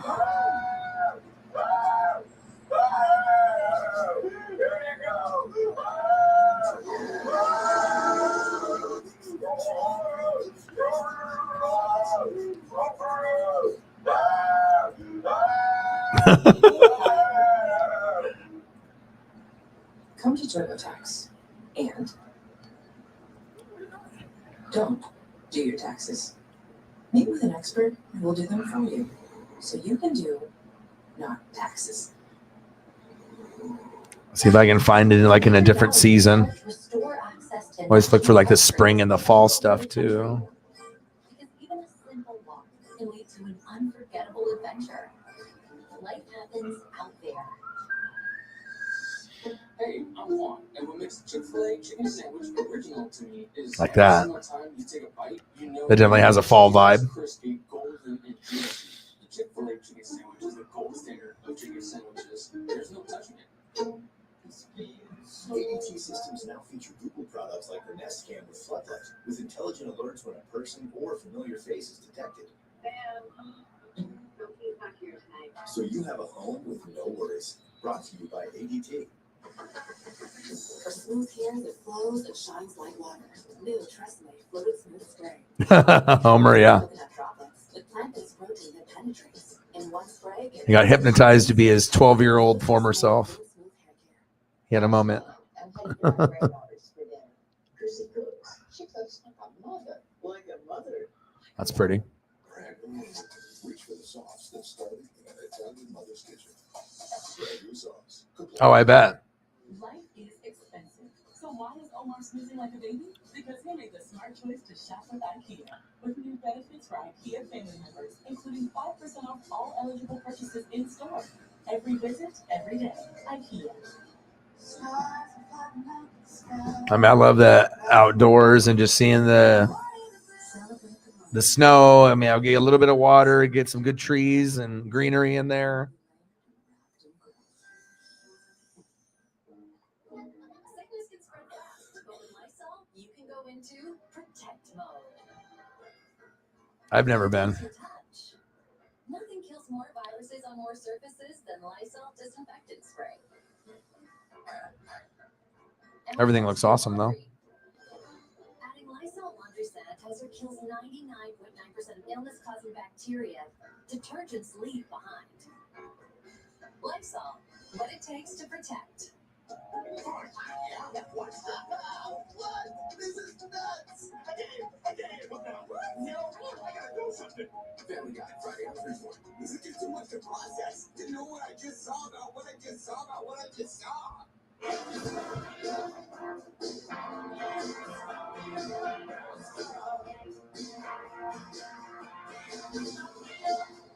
Applebee's All You Can Eat is back for just $14.99. Look at us. We're idea machines. We don't sit back and watch. We stand up and do.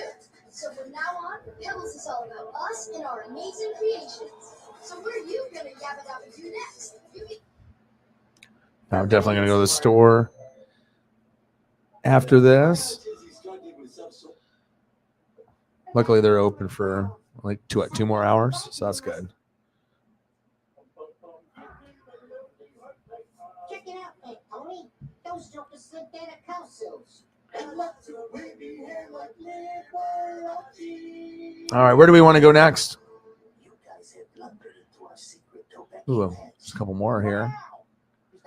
I don't know if those will format though. Ooh, those are nice. Not so fast. Oh, he's got a daisy. We better scream. 18 more pumps. That could break the skin. Hey, didn't move. And that's how a troubled young Mo saved the day. Mo, what are you doing here? What am I? My bar is Oh wow, this one's nice. Why ain't you guys there? We tried to uncover See if I can get this one to format. childhood. What, you mean that time you wigged out? Well, give me some of that Indian memory tea. Where are you? There it is. Wow, this one's pretty. looks good yucky. Okay, that night. we That's a went out vibe. under the stars. Look at all them stars. Bunch of lazy lights. Don't do nothing for nobody. You know what I'm looking forward to? The future. Have you heard about this internet thing? Internet? Yeah, it's the interneting they invented to light swim trunks. It provides a comforting snugness. Hey, what was that? That's that nuclear plant they just opened. Yeah, that's your future, busted atoms. Can you imagine us working there? The whole call crew? Hey, I thought we were Oops. plenty in the jets. All right, how about this one? That experience featuring Homer. I like the sound of that. Thanks, driver. Friends forever. Ow! Oh, that hurts. That was stupid, guys. The next morning, we went out to the old quarry to have a swim. You guys really gonna dive off of here? Not me. Oh, nice. French soldier. Yeah. I think I just logged on to my internet. Only a Is it supposed to be a pretty big show? What venue are they playing at? Is it like one of the bigger places there in town? I mean, who likes getting money? It's terrible. Okay, let's go to Mo's now. Wait a minute. We were falling in the mud, but I don't think that's why I've been screaming. Fine, crap all over my theory. Something else happened in that story. Something else. Hey, what happened to all the water? There's something blocking it. Yeah, come on, just don't there. Come on, Homer. We're going to see us to feel the prize. What the heck is that thing?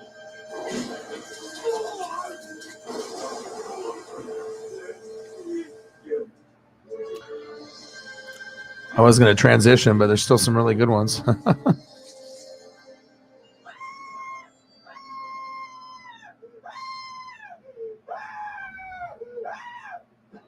here in Paris to find love. I did bring my engagement ring. You can ask one French suitor on a date. Oh, nice. Good old honky tonk. Capacity around 500. Heck yeah, dude. Sounds like a good time.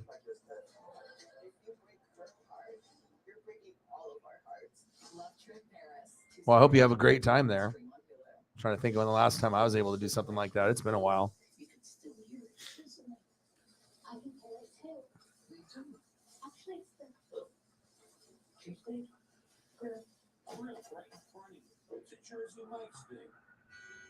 Gosh, some of these photos just keep getting better and better. I don't know if I'm going to get spring, summer, winter, or fall. And every single one is just like really good vibes. OxyClean presents Sneezing Season. And your sleep does all the dirty work. Get clean this cold and flu season. OxyClean laundry and home sanitizer kills 99.9% of germs, including the virus that causes COVID-19. Whatever you guys want. You guys have anything else that you guys want to see, just holler. We'll go for a few more minutes. Hopefully we'll get a few more people maybe to come through and say hello, and hopefully we'll see where we go from there. And then like I said, then I'll be back tomorrow. That's a job for O'Keefe's working hands. It's America's #1 selling hand cream and guaranteed relief for extremely dry, cracked hands. Also, All right, no problem. Have a good rest of your night. I'll talk to you tomorrow or sometime soon. A couple days away from the Super Bowl. Have a good night. Appreciate you.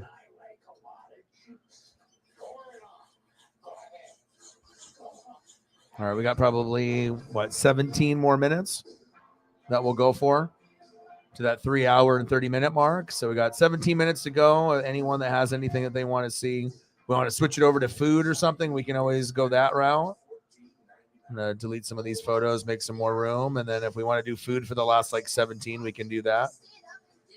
So from now on, Pebbles is all about us and our amazing creations. So what are you gonna yabba dabba do next? You can show us at createwithpebbles.com. What makes L'Oreal Paris hyaluronic acid serum loved by so many? Our highest concentration of pure hyaluronic acid. Wrinkles are less visible by up to 47%. Validated by dermatologists. Revitalates hyaluronic acid serum by L'Oreal. Super Stay Vinyl Ink from Maple, New York. Shake up your long wear with no budge vinyl beads. All right, Sarah Jameson, we just have a few more minutes, and we'll see if we can get saved here at the end of this stream. It doesn't look like it's that likely, but you never know. And then we'll be back tomorrow, and hopefully tomorrow will be better than the last 2 days, and we'll go from there. It's responsible for everything wrong in my life. My occasional overeating. My fear of But now it's up to you guys. Whatever you guys want in the last 16 minutes, you holler, and then I'll throw. It could be whatever you want. So let me know. Otherwise, I'll just do food. Food is always good on screen. Only the Simpson family can solve. Okay, we'll just be going then. Yeah, you guys can come with us. No. You said Simpson family. I mean, it sounded exciting, but, we don't want to intrude. Thanks for understanding. Oh, okay. Well, I'll see ya. I'm just randomly going to just go through anything I think that would look good. Oh, bloomin' baked potato. That looks fucking good. Damn, that looks good. Yep. The worry is just a stone's throw away. Stop saying that, Dad. Never. Hey, there's Mesmerino. 1776. How much is left in my checking accounts? This is it. This is the old warrior. Maybe we should come back in the daytime. Someone's yellow belly is showing. Oh, sorry. Good old Bucky's pulled pork and brisket. That looks good. He's right in the eyes. I've never had Bucky's, but I get so jealous from the people that tell me stories. Like, I love a good burger, no doubt, pizza, tacos. But if I have an option for pulled pork sandwich or brisket with the crispy bun that looks like that compared to just a regular hamburger, I'm taking that every time. I mean, I'm just not able to eat this type of food that often, let alone somewhere that looks like it would be incredibly delicious. I mean, the pictures alone, I mean, if this was in Oregon, this was going to beat out most things, like, no doubt. I mean, just look at the pulled pork on the left and then the way that it's marinated with the brisket on the right. It's just incredible. I probably could eat one of each. I probably would be just like, okay, let me do both. You've had it before? Oh, I'm jealous. Insanely. This is one of the best photos that I have that I found a couple months ago. And I was like, oh my God, incredible. Hey, what's that over there? Don't get excited. It's just a skull-shaped rock and a bunch of white sticks. It's the body. Well, burnt ends. It's eating the flesh. Yeah, we're going down the food rabbit hole. I just have like my files, and then I'll just kind of go through, and then whenever I land on, we'll see where it goes. So we could go to a number of different things. It's like some barbecue chicken. And the line, that means our murderer could be on the other side of this hatch.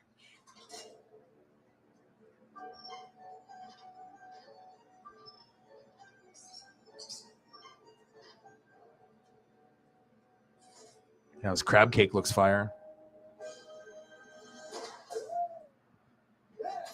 What are you doing in my corpse hatch? Montgomery Burns, you're under arrest for murder. No, did I say corpse hatch? I meant innocence tube.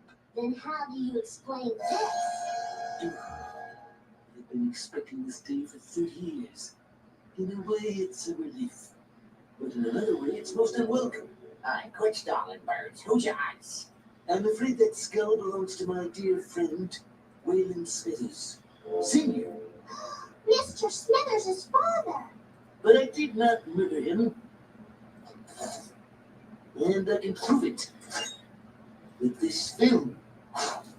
Oh, a movie! I call it counts. If you see only one film this year that proves my innocence, make it this one. Yo, gumbo. This looks good. Why are these numbers so high? I could eat that right now. Looks like a alarming sound. Smithers, get in here! Smithers!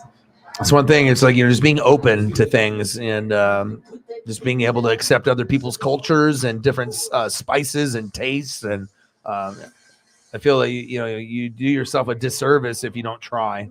You don't have to have it all the time, but you can at least try and then decide if you think it's nasty or maybe it ends up being one of your favorite new things.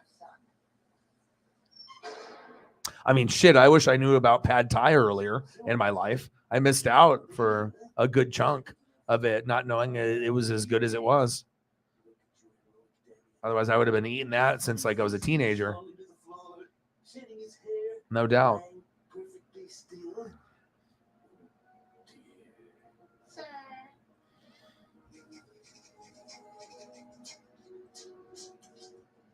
All right, we got 11 minutes to go.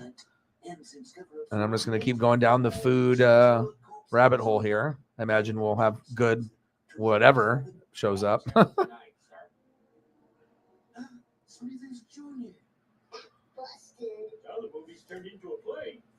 No theme whatsoever, just random. Never know what's going to be next. Well, I'm glad to know he died a hero instead of that other way.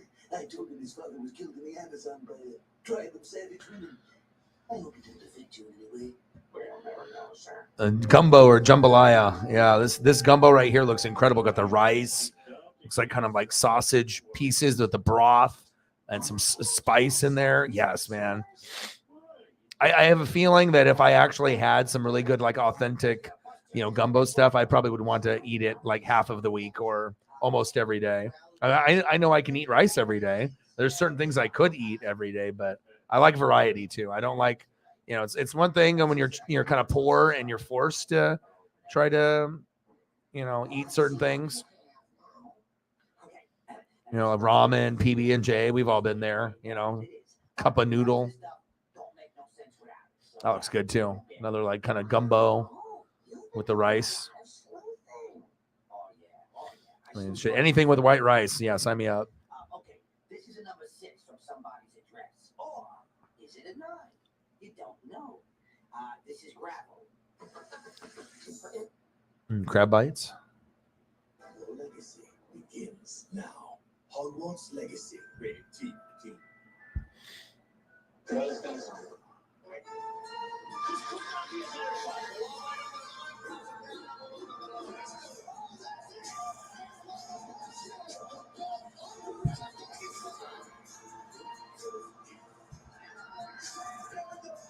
Jambalaya. Hi, what have I done? Oh man, I haven't been this upset since I watched the Blob on television. Look out behind. Oh, I got a jambalaya here too. I'll save you. Oh my God, looks so good. That's one thing that I wish there was, they have like the time travel and stuff, but like to be able to, eat that type of food and being able to even just be rich enough to travel to go to like the South and the Midwest and the East Coast and kind of find each specialty food for each area and record it and eat it. And that looks insanely good. Jambalaya is off the chain. It's got like the shrimps and then like a sausage and then the rice and there's like parsley and a few other items in there.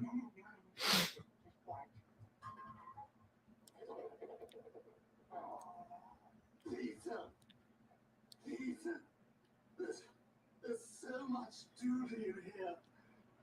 I can't take it anymore. I haven't eaten in 4 days because Oh my God. Yeah, sign me up. I could eat that. It's a nice jambalaya. It's got the stainless steel pan. All is filled to the brim. All kinds of shrimps, all kinds of sausage, all kinds of rice. Chives. Insane.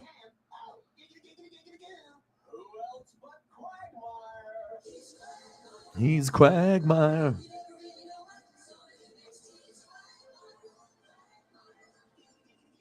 Giggity, giggity, giggity, giggity, giggity. Paisley heard it. She said, woof.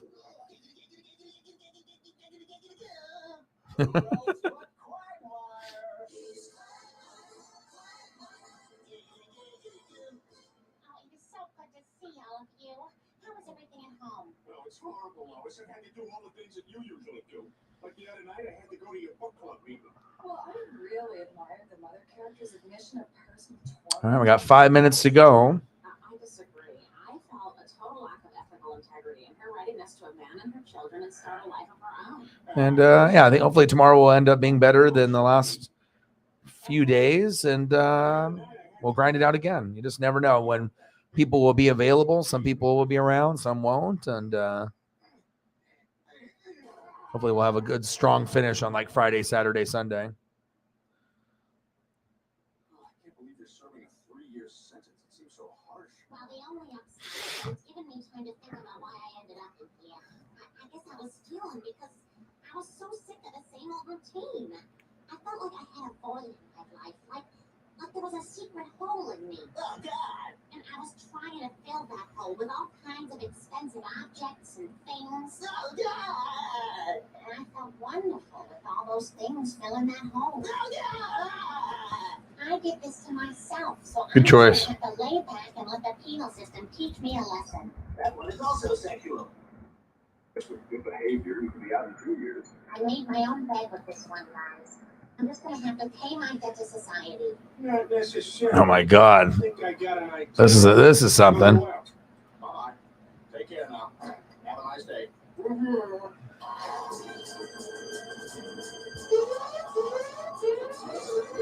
Oh my God, where did that come from? Heaven?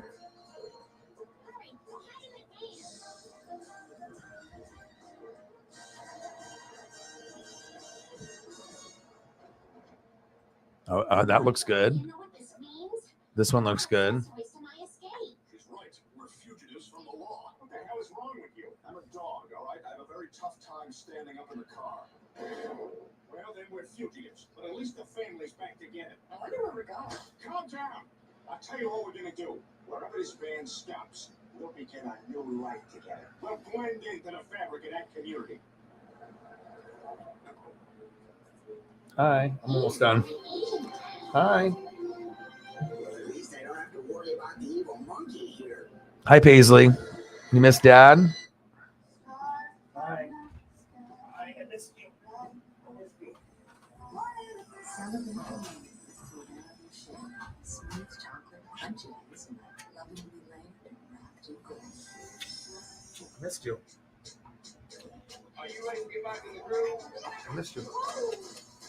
Missed you.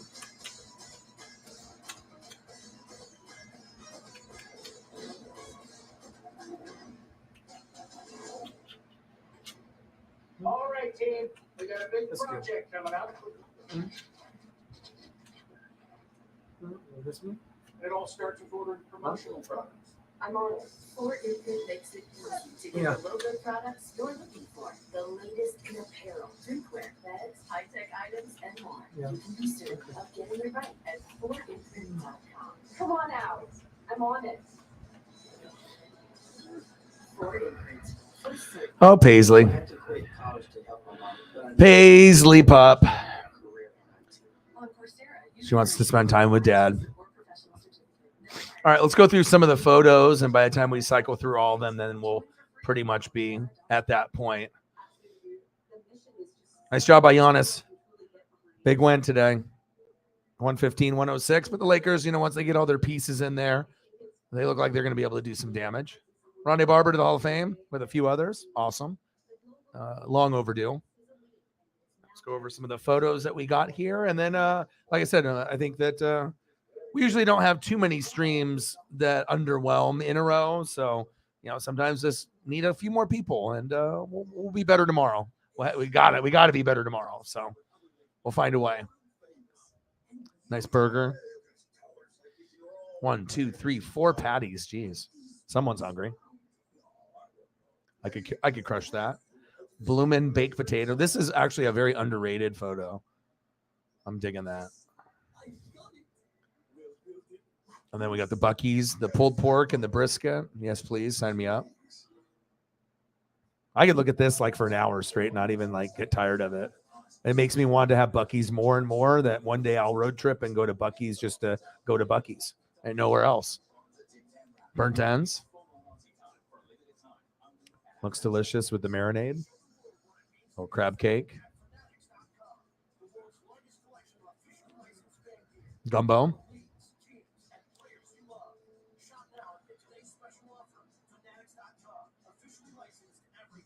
Gotta hit you with the jambalaya.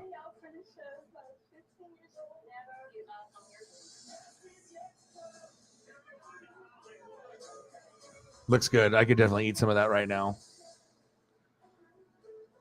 And we definitely got to go with the capper, the ultimate mushroom and Swiss burger right there. That's insane right there.